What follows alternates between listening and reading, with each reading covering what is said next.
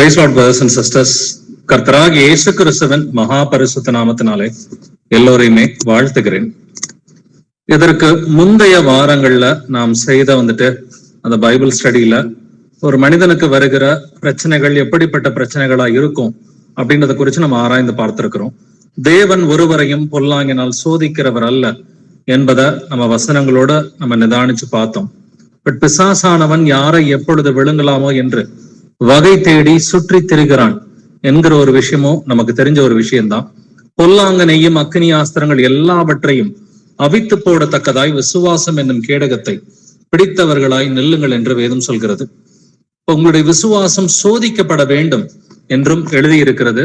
அழிந்து போகிற பொன் அக்கினியினாலே சோதிக்கப்படும், அதை விட விலையேற பெற்றதா இருக்கிற உங்களுடைய விசுவாசம் சோதிக்கப்பட வேண்டும் என்றும் எழுதியிருக்கிறது. அப்படின்னாக்க துன்பங்கள் வருவது நார்மலான ஒரு விஷயம்தான். ஒரு சோதனையோ, ஒரு மனுஷனுக்கு துன்பங்களோ சோதனையோ பிரச்சனைகளோ வருவது ஒரு நார்மலான ஒரு விஷயங்கள் தான். பட் அதன் மத்தியில கர்த்தர் நம்மிடம் எதிர்பார்ப்பது எப்பொழுதும் சந்தோஷமாயிருங்கள் என்று கர்த்தர் நம்மிடம் எதிர்பார்க்கிறார். என்ன நேர்ந்தாலும் நன்றி கூற வேண்டும் என்றும் இயேசு கிறிஸ்து நம்மிடம் எதிர்பார்க்கிறார். கர்த்தருக்குள் களி கூறுகிற பிள்ளைகளா, கர்த்தருக்குள் மனமகிழ்ச்சியா இருக்கிற பிள்ளைகளா நாம் இருக்கணும் அப்படிங்கறத ஆவியானவர் நம்மகிட்ட எக்ஸ்பெக்ட் பண்றாரு.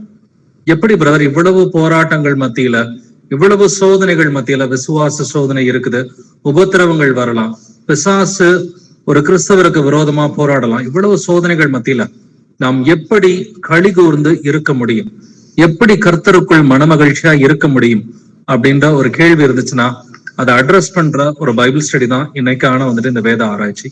வாசிக்கலாம் 1 தெசலோனிக்கேயர் 5ஆம் அதிகாரம் வசனங்கள் 16 முதல் 17 வரை. 1 Thessalonians chapter 5 verses 16 to 17. எப்பொழுதும் சந்தோஷமாயிருங்கள், இடைவிடாமல் ஜெபம் பண்ணுங்கள். ஆமென். எப்பொழுதும் சந்தோஷமாயிருங்கள், இடைவிடாமல் ஜெபம் பண்ணுங்கள் என்று எழுதியிருக்கிறது. அப்ப எப்பொழுதுமே சந்தோஷமா இருக்க முடியுமா? நமக்கு போராட்டங்கள் இருக்குது, பிசாசானவனையும் அக்னி ஆஸ்திரங்கள் இருக்குது, விசுவாசத்தின் பரீட்சை இருக்குது. இதன் மத்தியில எப்பொழுதும் சந்தோஷமா இருக்க முடியுமா அப்படின்ற ஒரு கேள்விய நம்மை நாமே நிதானிக்கிறவர்களா கேட்டு பார்க்கலாம். பட் சந்தோஷமா இருக்க முடியும்னு சொல்லி வேதம் சொல்கிறது. அதனாலதான் ஆவியானவர் முடியாத காரியங்கள் எல்லாம் எழுத மாட்டார். நம்மளால் முடிந்த காரியங்களை மட்டும்தான் ஆவியானவர் எழுதுவார்.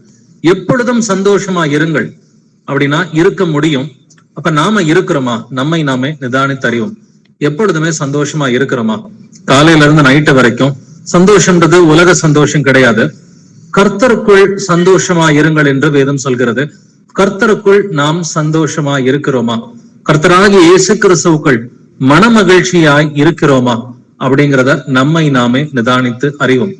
வாசிக்கலாம் 1 பேதுரு 1 அதிகாரம் வசனங்கள் 8 முதல் 9 வசனங்கள். 1 Peter chapter 1 verses 8 to 9. அவரை நீங்கள் காணாமல் இருந்தும் அவரிடத்தில் அன்பு கூறுகிறீர்கள். இப்பொழுது அவரை தரிசியாமல் இருந்தும் அவரிடத்தில் விசுவாசம் வைத்து சொல்லி முடியாததும் மகிமையால் நிறைந்ததுமாய் இருக்கிற சந்தோஷம் உள்ளவர்களாய் களி கூர்ந்து உங்கள் விசுவாசத்தின் பலனாகிய ஆத்தும ரட்சிப்பை அடைகிறீர்கள். ஆமென். நல்லா கவனிச்சுக்கங்க. இந்த 9வது வசனத்துல உங்கள் விசுவாசத்தின் பலனாகிய ஆத்தும ரட்சிப்பை அடைகிறீர்கள் என்று வேதம் சொல்கிறது. நம்ம எப்படி அந்த ஆத்தும ரட்சிப்பை சால்வேஷன் அடைகிறோம் அப்படின்னு சொன்னாக்க, சொல்லி முடியாததும் மகிமையால் நிறைந்ததுமாய் இருக்கிற சந்தோஷம் உள்ளவர்களாய் களி கூர்ந்து. சோ நீங்க எப்பொழுதும் சந்தோஷமா இருந்து கர்த்தருக்குள் களி கூர்ந்து இருந்தா மட்டும்தான் உங்களுடைய விசுவாசத்தின் பலனாகிய ஆத்தும ரட்சிப்பை அடைய முடியும். அப்ப எப்பொழுதும் சந்தோஷமா நான் இருக்கிறேனா, எப்பொழுதும் கர்த்தருக்குள் களி கூறுகிறேனா அப்படிங்கிறத நம்மை நாமே நிதானித்து அறிவோம். இப்ப கர்த்தருடைய வசனங்களின் மீது மனமகிழ்ச்சியா இருக்கிறோமா அப்படிங்கிற கேள்விய நம்மை நாமே நிதானித்து அறிவோம். வாசிக்கலாம் ஏசாயா 61ஆம் அதிகாரம் வசனம் 10. ஐசையா 61:10.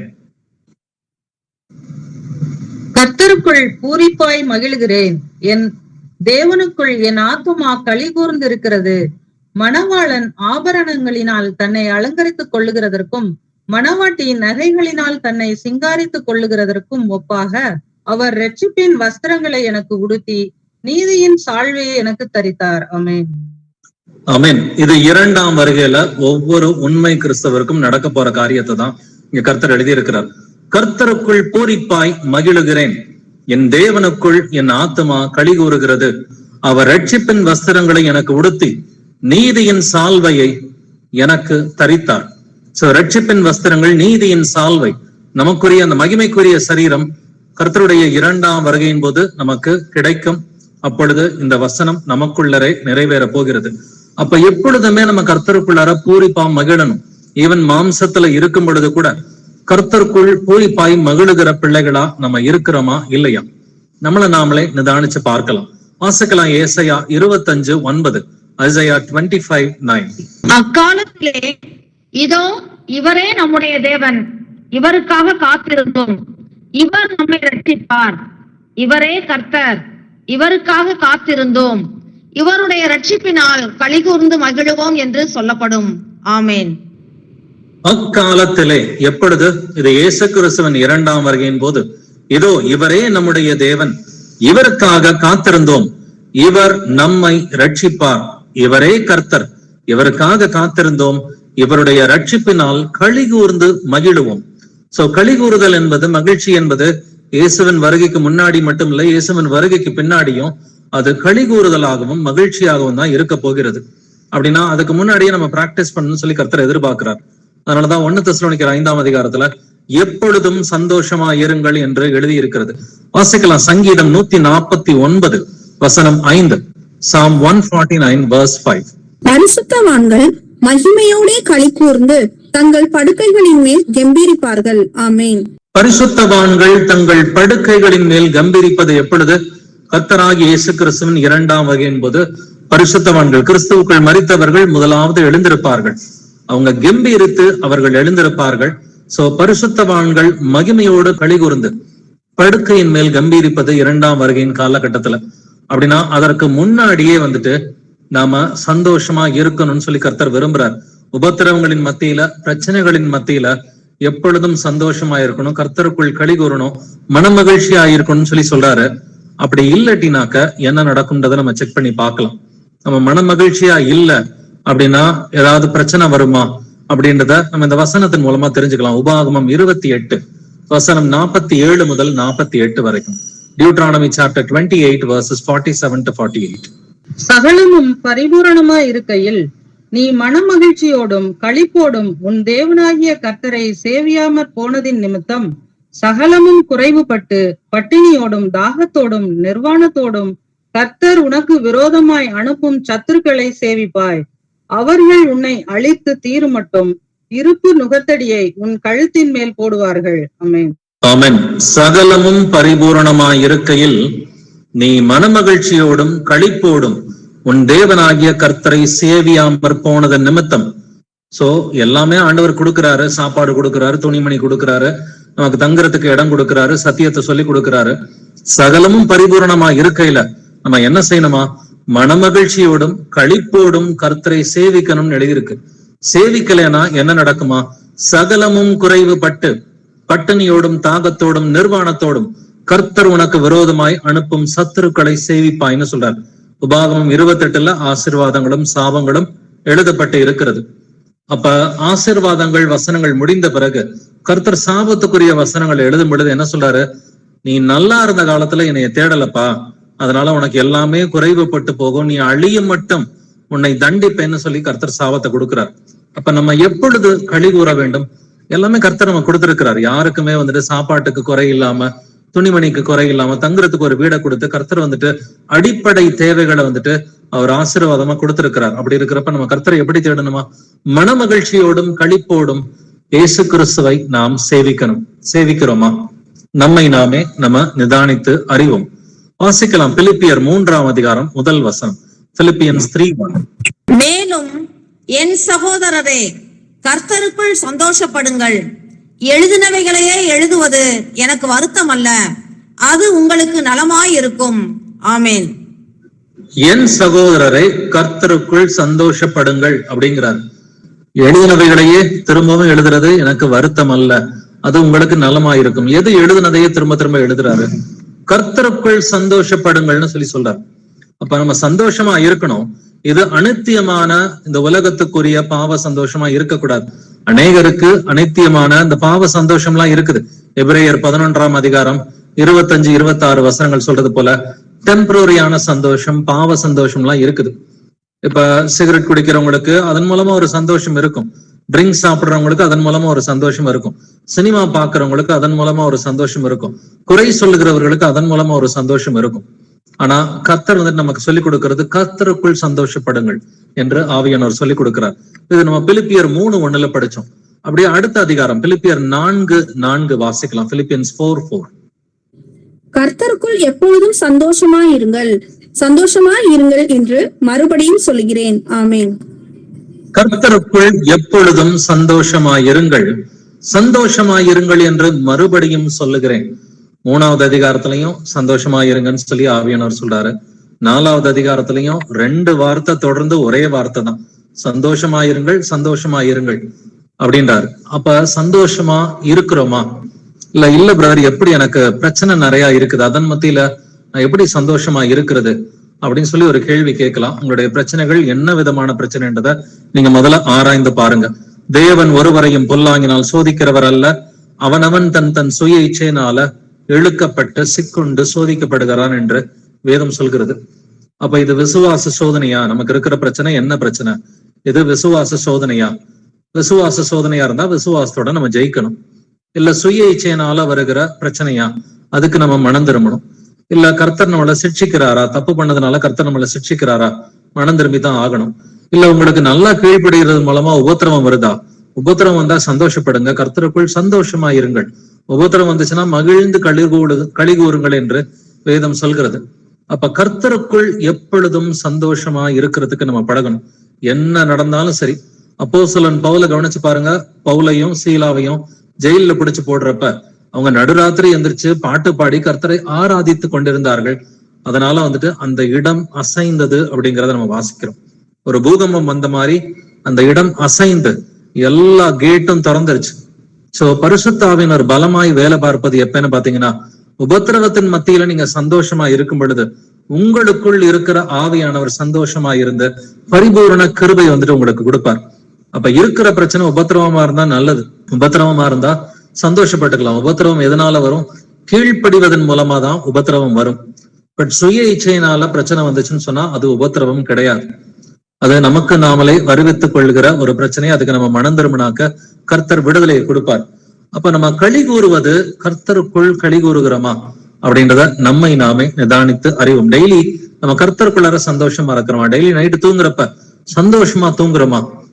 ஒரு எதிர்நோக்கோட வந்துட்டு நான் இன்னைக்கு நல்லா கீழ்ப்படிஞ்சேன், நன்றி ஆண்டவரே, என் குடும்பம் இன்னைக்கு நல்லா கீழ்ப்படிஞ்சிருக்கு, நன்றி ஆண்டவரேன்னு சொல்லி ஒரு கண்டென்ட்மெண்ட் நமக்குள்ளார வந்துட்டு இருக்குதா அப்படின்றத நம்மை நாமே நிதானித்து அறிவோம். சங்கீதம் 35:9 வாசிக்கலாம். Psalm 35:9. என் ஆத்துமா கர்த்தரில் களி கூர்ந்து அவருடைய இரட்சிப்பில் மகிழ்ந்திருக்கும். ஆமென். என் ஆத்துமா கர்த்தரில் களி கூர்ந்து அவருடைய இரட்சிப்பில் மகிழ்ந்திருக்கும். சோ இதை வந்துட்டு தாவீது எழுதும் பொழுது தாவீதுக்கு அநேக உபத்திரவங்கள்லாம் இருந்துச்சு. சவுல் ராஜா மூலமா வந்துட்டு அவன் துரத்தி அடிக்கப்பட்டப்ப உயிருக்காக பயந்து தாவீது ஓடும் பொழுது இங்க பாடிய சங்கீதங்கள்லாம் வந்துட்டு இருக்குது. என் ஆத்துமா கர்த்தரில் களி கூர்ந்து, அங்க ஊர் ஊசல் ஆடிக்கிட்டு இருக்கும் பொழுது கூட தாவீது வந்துட்டு சங்கீதம் பாட முடிஞ்சது, கர்த்தருக்குள் நான் சந்தோஷமா இருக்கிறேன்னு சொல்லி. பட் ஒரு சிலர் நீங்க கவனிச்சு பாத்தீங்கன்னா எப்பொழுதுமே ஒரு வருத்தத்திலே இருப்பாங்க. அவங்களுக்கு எதுலையுமே ஒரு திருப்தி வந்துட்டு இருக்காது. கர்த்தர் நன்மை செய்தாலும் அவங்களுக்கு ஒரு திருப்தி இருக்காது, இல்ல ஒரு தீமை வரும் பொழுதும் ஒரு திருப்தி இருக்காது. வாழ்க்கையில எப்பொழுதுமே வந்துட்டு ஒரு சந்தோஷம் இல்லாத நிலைமையில ஒரு சிலர் இருக்கிறத நம்மளால கிளியராவே பார்க்க முடியுது. அப்படின்னா கர்த்தருக்குள் களி கூறுவது, கர்த்தருக்குள் மனமகிழ்ச்சியா இருப்பது, எப்பொழுதும் சந்தோஷமா இருங்கள், இதெல்லாம் உங்களுக்கு புரியவில்லைன்னு சொல்லி அர்த்தம். அப்ப எது நமக்கு சந்தோஷம்? அப்ப கர்த்தருக்குள் களி கூறுவதுனா என்ன பிரதர்? இயேசுக்குள்ளார் நான் எப்படி சந்தோஷமா இருப்பது? அப்படி ஒரு கேள்வி இருந்தா ஒரு ஃபியூ மினிட்ஸ் வெயிட் பண்ணுங்க. நம்ம வசனத்தின் மூலமாவே இதனுடைய அர்த்தத்தை நம்ம தெரிஞ்சுக்கலாம். வாசிக்கலாம். சங்கீதம் 37:4 வசனம். Psalm 37:4. கர்த்தரிடத்தில் மனமகிழ்ச்சியாயிரு, அவர் உன் இருதயத்தின் வேண்டுதல்களை உனக்கு அருள் செய்வார். ஆமென்.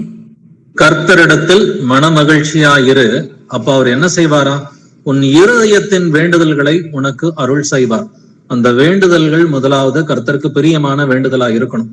கர்த்தருக்கு பிரியமில்லாத வேண்டுதல்னாக்க அது கண்டிப்பா கொடுக்கவே மாட்டார். கர்த்தரிடத்தில் மனமகிழ்ச்சியா இருந்து அவருக்கு பிரியமானதை நாம் கேட்கும் பொழுது நிச்சயமாக உங்களுடைய வேண்டுதல்களை அவர் அருளி செய்வார். சங்கீதம் 145 வசனம் 19 வாசிக்கலாம். Psalm 145 verse 19. அவர் தமக்கு பயந்தவர்களுடைய விருப்பத்தின்படி செய்து அவர்கள் கூப்பிடுதலை கேட்டு அவர்களை ரட்சிக்கிறார். ஆமேன். ஆமென். அவர் தமக்கு பயந்தவர்களுடைய விருப்பத்தின்படி செய்து, யாருடைய விருப்பத்தை கர்த்தர் நிறைவேற்றுகிறார்? தமக்கு பயந்த பிள்ளைகள், பயந்தவர்களுடைய விருப்பத்தின்படி செய்து அவர்கள் கூப்பிடுதலை கேட்டு அவர்களை ரட்சிக்கிறார். பட் இந்த 2 வசனத்தை ஒத்து பாருங்க. சங்கீதம் 37:4 சங்கீதம் 145:19 கர்த்தரிடத்தில் மனமகிழ்ச்சியாயிரு, அவர் உன் இருதயத்தின் வேண்டுதல்களை உனக்கு அருள் செய்வார். அடுத்த வசனத்துல அவர் தமக்கு பயந்தவர்களுடைய விருப்பத்தின்படி செய்து. அப்ப யாரெல்லாம் மனமகிழ்ச்சியா இருந்து கர்த்தருக்கு பயப்படுறாங்களோ அவங்களுடைய ஜெபத்தை மட்டும்தான் கர்த்தர் கேட்கிறார். மனமகிழ்ச்சியா இல்லாம நம்ம ஜெபிச்சோம்னாக்க, அவருக்கு நம்ம பயப்படாம இருந்தோம்னு சொன்னாக்க, நிச்சயமா நம்முடைய ஜெபங்கள் கேட்கப்படுவது இல்லை. அப்ப முதலாவது கர்த்தரிடத்தில் மனமகிழ்ச்சியா இருப்பதற்கு நாம பழகணும் பிரதர்ஸ் அண்ட் சிஸ்டர்ஸ். இது வரைக்கும் அந்த பழக்க வழக்கம் நமக்கு இல்லைன்னா இனிமேட்டாவது பழகும். இன்னையில இருந்து, இந்த நொடியிலிருந்து கர்த்தருக்குள் சந்தோஷமா இருப்பதற்கு நாம முதல்ல பழகணும். என்ன சூழ்நிலையா இருந்தாலும் நன்றி சொல்றதுக்கு வந்துட்டு பழகுகிற பிள்ளைகளா இருக்கணும். எனக்கு கர்த்தரை இதை செய்யட்டும், அதுக்கப்புறம் நான் நன்றியோட இருக்கிறேன்னு சொல்லி கர்த்தரையை சேலஞ்ச் பண்ற பிள்ளைகளா இருக்கக்கூடாது. இந்நாள் வரைக்கும் இயேசு கிறிஸ்து நமக்கு ஜீவனை கொடுத்திருக்கிறாரு, நமக்கு ஒரு குடும்பத்தை கொடுத்திருக்கிறாரு, நல்ல சபையை கொடுத்திருக்கிறாரு, சகோதர சகோதரிகளை கொடுத்திருக்கிறாரு, சத்தியத்தை தெரியப்படுத்தி இருக்கிறாரு, அடிப்படை தேவைகளை வந்துட்டு நமக்கு பூர்த்தி பண்ணியிருக்கிறாரு, நடந்துகிட்டு இருக்கிற காரியங்கள் எல்லாம் நமக்கு தெளிவா விளக்கி சொல்லிட்டு இருக்கிறாரு. இப்போ முதலாவது சந்தோஷமா இருக்கிறோமா? கர்த்தருக்குள் சந்தோஷமா இருக்கிறோமா? இந்த சந்தோஷம் காசு பணத்தினால வர்றது கிடையாது. இது வந்துட்டு ஆஸ்தியினால் வருகிற சந்தோஷம் இல்லை, இது கர்த்தருக்குள் வருகிற சந்தோஷம். அதனுடைய இன்னும் ஆழமான அர்த்தத்தையும் நம்ம ஒரு சில வசனங்கள்ல பார்க்கத்தான் போறோம். வாசிக்கலாம். நீதிமொழிகள் 15:13. Proverbs 15:13. மனமகிழ்ச்சி முகமலர்ச்சியை தரும், மனோதுக்கத்தினாலே ஆவி முறிந்து போம். மனமகிழ்ச்சி முகமலர்ச்சியை தரும். நீங்க ஒரு சிலரை கவனிச்சு பாத்தீங்கன்னா அந்த முகமலர்ச்சி வந்துட்டு இருக்கும் இல்லைங்களா? இது எதனால வருதுன்னு பாத்தீங்கன்னா மனமகிழ்ச்சியின் மூலமா தான் முகமலர்ச்சி வந்துட்டு வரும். ஒரு சிலர்கிட்ட அந்த முகமலர்ச்சி இருக்கவே இருக்காது. ஏன்னாக்கா மனசுல வந்துட்டு மகிழ்ச்சி இருக்காது. மனமகிழ்ச்சின்னு என்னது? மனசுல மகிழ்ச்சி இருந்தாக்க அது வந்துட்டு மனமகிழ்ச்சி. மனசுல மகிழ்ச்சி இருந்தா அது முகத்துல வந்துட்டு ஆட்டோமேட்டிக்கா வந்துட்டு தெரியும். அகத்தின் அழகு முகத்தில் தெரியும்னு சொல்லி தமிழ்நாட்டுல எல்லாம் சொல்லுவாங்க இல்லைங்களா? பட் இது கர்த்தர் வந்துட்டு தெளிவா எழுதியிருக்கிறார். மனசு மகிழ்ச்சியா இருந்தா முகமலர்ச்சி ஆட்டோமேட்டிக்கா இருக்கும்னு சொல்லி சொல்றார். நீதிமொழிகள் 17:22 வாசிக்கலாம். Proverbs 17:22. மனமகிழ்ச்சி நல்ல ஔஷதம், முறிந்த ஆவியோ எலும்புகளை உலர பண்ணும். ஆமேன். மன மகிழ்ச்சி நல்ல ஔஷதம் அப்படின்னா, மனமகிழ்ச்சி வந்துட்டு நல்ல ஒரு மெடிசன் அப்படின்னு கர்த்தர் சொல்றாரு. சந்தோஷமா இருக்கிறது அது ஒரு பெரிய மெடிசன், அது ஒரு பெரிய மருந்து மாதிரி வந்துட்டு. சோ கர்த்தருக்குள் எப்பொழுதும் மனமகிழ்ச்சியா இருந்தா அதுவே நல்ல மெடிசன். உடம்புல வியாதி வராம வந்துட்டு இருக்க முடியும். மனமகிழ்ச்சி மட்டும் இருந்துச்சுன்னா, அநேக டாக்டர்ஸ் கூட என்ன சொல்லுவாங்க, இருதய நோய் வந்துச்சுன்னு சொன்னா என்ன சொல்லுவாங்க, உங்க இருதயத்துல தேவையில்லாதெல்லாம் நீங்க போட்டு சிந்திச்சுட்டு இருக்கிறீங்க, முதல்ல சந்தோஷமா இருக்க பழகுங்க அப்படின்ற மாதிரி டாக்டர்ஸ் எல்லாம் இந்த காலத்துல அட்வைஸ் பண்ணிட்டு இருக்கிறாங்க. பட் வேதம் இதை முன்னதாக கண்டு நமக்கு தெளிவா என்ன சொல்லுது? மனமகிழ்ச்சி நல்ல ஔஷதம் என்று வேதம் சொல்கிறது. இப்ப மனசுல ஏதாவது வாரம் இருந்துச்சுன்னா கர்த்தர்ட்ட போய் கொட்டிருங்க. உங்கள் கவலைகளை எல்லாம் அவர் மேல் வைத்து விடுங்கள், ஏன்னா அவர் உங்களை விசாரிக்கிற தேவன். சோ அப்பதான் எல்லா புத்திக்கும் மேலான தேவ சமாதானம் உங்கள் இருதயங்களை ஆண்டு கொள்ளும். எதற்கும் நம்ம பயப்படக்கூடாது, எதை குறிச்சும் கவலை இருக்கக்கூடாது. மனமகிழ்ச்சியா இருக்கிறோமா இல்லையா? இது வரைக்கும் இல்லைன்னா இன்னையில இருந்து மனமகிழ்ச்சியா இருங்க. What ever be the condition. உங்க பர்சனல் நிலைமை எப்படி வேணா இருக்கலாம், உங்கள் உடல் நிலைமை என்ன வேணா இருக்கலாம், உங்களுடைய பினான்சஸ் எப்படி வேணா இருக்கலாம், உங்களுடைய பிள்ளையோட படிப்பு எப்படி வேணா இருக்கலாம், உங்க வேலை எப்படி வேணா இருக்கலாம். முதல்ல இயேசு கிறிஸ்துவுக்குள்ளார சந்தோஷமா இருக்க பழகுங்க. இது எல்லாம் ஆட்டோமேட்டிக்கா உங்களுக்கு வந்துடும். இயேசு கிறிஸ்துவுக்குள்ளார அவருடைய வார்த்தையில மகிழ்ச்சியா இருக்கணும்னு வேதம் சொல்லுது. கர்த்தருக்குள்ளார மகிழ்ச்சியா இருப்பதுன்னா என்னங்க அர்த்தம்? அதனுடைய அர்த்தத்தை அடுத்த ஒரு 4 வசனத்தை நல்லா கவனிச்சுக்குங்க.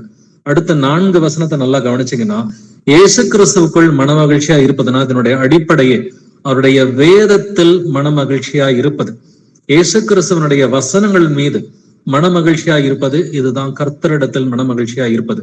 வாசிக்கலாம். சங்கீதம் 119 வசனம் 174. Psalm 119 verse 174. கர்த்தாவே, உம்முடைய இரட்சிப்பின் மேல் ஆவலாய் இருக்கிறேன். உம்முடைய வேதம் என் மனமகிழ்ச்சி. ஆமேன். உம்முடைய வேதம் என் மனமகிழ்ச்சி. எதுங்க மனமகிழ்ச்சி? கர்த்தரிடத்தில் மனமகிழ்ச்சியா இரு அப்படின்னா என்ன அர்த்தம்? முதல்ல வந்துட்டு வேதத்தில் பிரியமாயிருன்னு சொல்லி கர்த்தர் சொல்றார். அவருடைய வேதத்தில் வந்துட்டு பிரியமாயிருந்து இரவும் பகலும் அதை தியானிக்கிற மனுஷன் பாக்கியவான் என்று எழுதி இருக்கிறது. உம்முடைய வேதம் என் மனமகிழ்ச்சி. அப்ப வேதத்துல பிரியமா இருந்தாதாங்க முதல்ல மனமகிழ்ச்சி இருக்கும். மனசு மகிழ்ச்சியா இருந்தாக்க அது நல்ல ஔஷதம். மனசு மகிழ்ச்சியா இருந்தா அது முக மலர்ச்சியை தரும். சோ வேதத்துல பிரியமா இருக்கிறவங்களுக்கு ஆட்டோமேட்டிக்கா நல்ல ஔஷதம் இருக்கும், முகமலர்ச்சியும் ஆட்டோமேட்டிக்கா இருக்கும். சோ ரட்சிப்பின் பாதை இதுதான். கர்த்தரிடத்தில் மகிழ்ச்சியா இருக்கிறதுனா என்ன அர்த்தம்? வேதத்தின் மேல வாஞ்சையா இருந்து அதை படிக்கிறதுல ஒரு சந்தோஷம், கேட்கறதுல ஒரு சந்தோஷம், கீழ்ப்படுகிறதுல ஒரு பெரிய சந்தோஷமா இருக்கணும். சந்தோஷமா இருந்து கீழ்ப்படிஞ்சாதான் கர்த்தருக்கு பிரியமாவே இருக்க முடியும். நம்ம வந்துட்டு வெசனப்பட்டு கீழ்ப்படிஞ்சோம்னா அது கர்த்தருக்கு பிரியம் இல்லாத ஒரு காரியம். சோ அதை கத்துக்கிறது மட்டும் நமக்கு சந்தோஷம் இல்ல, அதுல கீழ்ப்படுகிறது இதுதான் பெரிய சந்தோஷம்.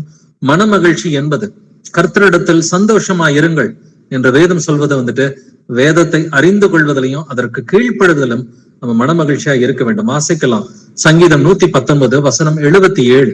Psalm 119 verse 77. நான் பிழைத்திருக்கும்படிக்கு உமது இரக்கங்கள் எனக்கு கிடைப்பதாக. உம்முடைய வேதம் என் மனமகிழ்ச்சி. ஆமென். உம்முடைய வேதம் என் மனமகிழ்ச்சி. 174வது வசனத்திலையும் அதான் படிச்சோம், 77வது வசனத்திலையும் அதே தான் படிச்சோம். ஒரே அதிகாரம் தான். உம்முடைய வேதம் என் மனமகிழ்ச்சி. இது நம்மளால சொல்ல முடியுமா? இயேசு கிறிஸ்துவனுடைய வார்த்தைகள் நமக்கு மனமகிழ்ச்சியா இருந்தாக்க கீழ்ப்படிவதும் ஆட்டோமேட்டிக்கா மனமகிழ்ச்சி தான். நல்லா கீழ்ப்படிஞ்சீங்கன்னாக்க நீங்க கர்த்தருக்குள்ளார சந்தோஷமா இருக்கிறீங்கன்னு சொல்லி அர்த்தம். கர்த்தருக்குள்ளார நீங்க சந்தோஷமா இருந்தீங்கன்னா உங்களுடைய ஜெபங்களை அவர் ஆட்டோமேட்டிக்கா கேட்பாரு. மனமகிழ்ச்சி இருந்துச்சுன்னா ஔஷதம் ஆட்டோமேட்டிக்கா உங்களுடைய உடம்பு நல்லா இருக்கும். உங்களோட முகத்துல வந்துட்டு மலர்ச்சி வந்துட்டு ஆட்டோமேட்டிக்கா இருக்கும். நீங்க வாழ்க்கையிலையும் சந்தோஷமா இருப்பீங்க. உபத்திரவம் வரலாம், அது வேற விஷயம். பொல்லாங்கனையும் அக்னியாஸ்திரங்கள் இருக்கலாம், அதை விசுவாசத்தின் மூலமா ஜெயிக்க முடியும். உபத்திரவங்களின் மத்தியிலும் கீழ்ப்படிவதன் மூலமா உபத்திரவங்கள் வந்தாலும் உபத்திரவத்தின் மத்தியிலும் மேன்மை பாராட்டுகிற பிள்ளைகளா இருக்க முடியும். சங்கீதம் 119 வசனம் 92 வாசிக்கலாம். Psalm 119 verse 92. உமது வேதம் என் மனமகிழ்ச்சியாய் இராதிருந்தால் என் துக்கத்திலே அழிந்து போயிருப்பேன். ஆமேன். உமது வேதம் என் மனமகிழ்ச்சியாய் இராதிருந்தால் என் துக்கத்திலே அழிந்து போயிருப்பேன். எல்லாருக்கும் ஒரு சில பிரச்சனைகள் இருக்கதாங்க செய்யும். அந்த பிரச்சனை வந்துட்டு உபத்திரவமா இருக்கலாம், இல்ல வந்துட்டு விசுவாசத்தின் பரீட்சையா வந்துட்டு இருக்கலாம். அது வந்துட்டு எப்படிப்பட்ட ஒரு பிரச்சனையா வேணாலும் இருக்கலாம். ஆனா அந்த பிரச்சனையில வந்துட்டு துக்கப்படுறதை காட்டிலும் வேதத்தில் மனமகிழ்ச்சியா இருக்கணும். வேதத்துல மனமகிழ்ச்சியா இல்லைன்னா உங்களுடைய துக்கத்திலே வந்துட்டு நம்ம வந்துட்டு அழிஞ்சு போயிடுவோம்னு சொல்லி வேதம் சொல்லுது. துக்கத்தில் அழியாம இருக்கணும் அப்படின்னு சொன்னாக்க வேதத்தில் மனமகிழ்ச்சியா இருக்கிறதுக்கு நம்ம பழகணும். அப்படின்னா வேதத்துல மனமகிழ்ச்சியா இருந்தாக்க ஆட்டோமேட்டிக்கா அந்த துக்கங்கள் எல்லாம் கடந்து வர முடியும். அது உபத்திரவமா இருந்தாலும், அது விசுவாசத்தின் பரீட்சையா வந்துட்டு இருந்தாலும், அது சிக்ஷையா இருந்தாலும், வேதத்தில் மனமகிழ்ச்சியாக இருந்தாக்க இவை எல்லாவற்றையும் கடந்து வந்து கர்த்தருக்கு மனமகிழ்ச்சியோடு கீழ்ப்படிந்து நம்ம பிரியமான வாழ்க்கையை வந்துட்டு கர்த்தருக்கு வாழ முடியும். வாசிக்கலாம் சங்கீதம் 119 வசனம் 70. Psalm 119 verse 70.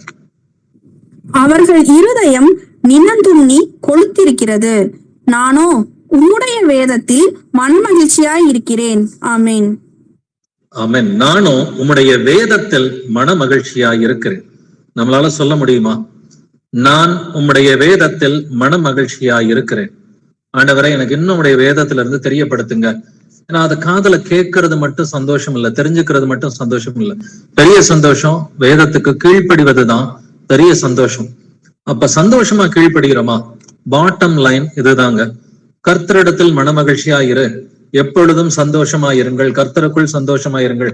அதனுடைய ஆக்சுவல் அர்த்தம் என்னன்னாக்க வேதத்தை சந்தோஷமா படிச்ச நீனு சந்தோஷமா கீழ்ப்படி அப்படின்னு தான் கர்த்தர் சொல்றார். இப்ப சந்தோஷமா கீழ்ப்படுகிறோமா, இல்ல வந்துட்டு சங்கடப்பட்டுக்கிட்டு கீழ்ப்படுகிறோமா, இல்ல வந்துட்டு வேற வழியே இல்ல கர்த்தர் வந்துட்டு கோவப்படுவாரு அப்படின்னு நம்ம வந்துட்டு இந்த மாதிரி ஒரு மாம்சத்துக்குரிய பயம் இருக்குதா? ஆவிக்குரிய ஒரு கர்த்தர் மேல பயம் இருக்கலாம், தப்பு கிடையாது. ஆனா மனமகிழ்ச்சியோடு கீழ்ப்படியணும்னு வேதம் நம்மிடம் எதிர்பார்க்கிறது. இப்படி மனமகிழ்ச்சியோடு ஆரம்பத்துல கீழ்ப்படியாம இருந்த ஒருத்தன் பின்னாடி கீழ்ப்படிஞ்ச ஒரு விஷயம், ஓவர் நைட்ல கீழ்ப்படுகிறது அப்படின்னு சொல்லுவோம் இல்லைங்களா?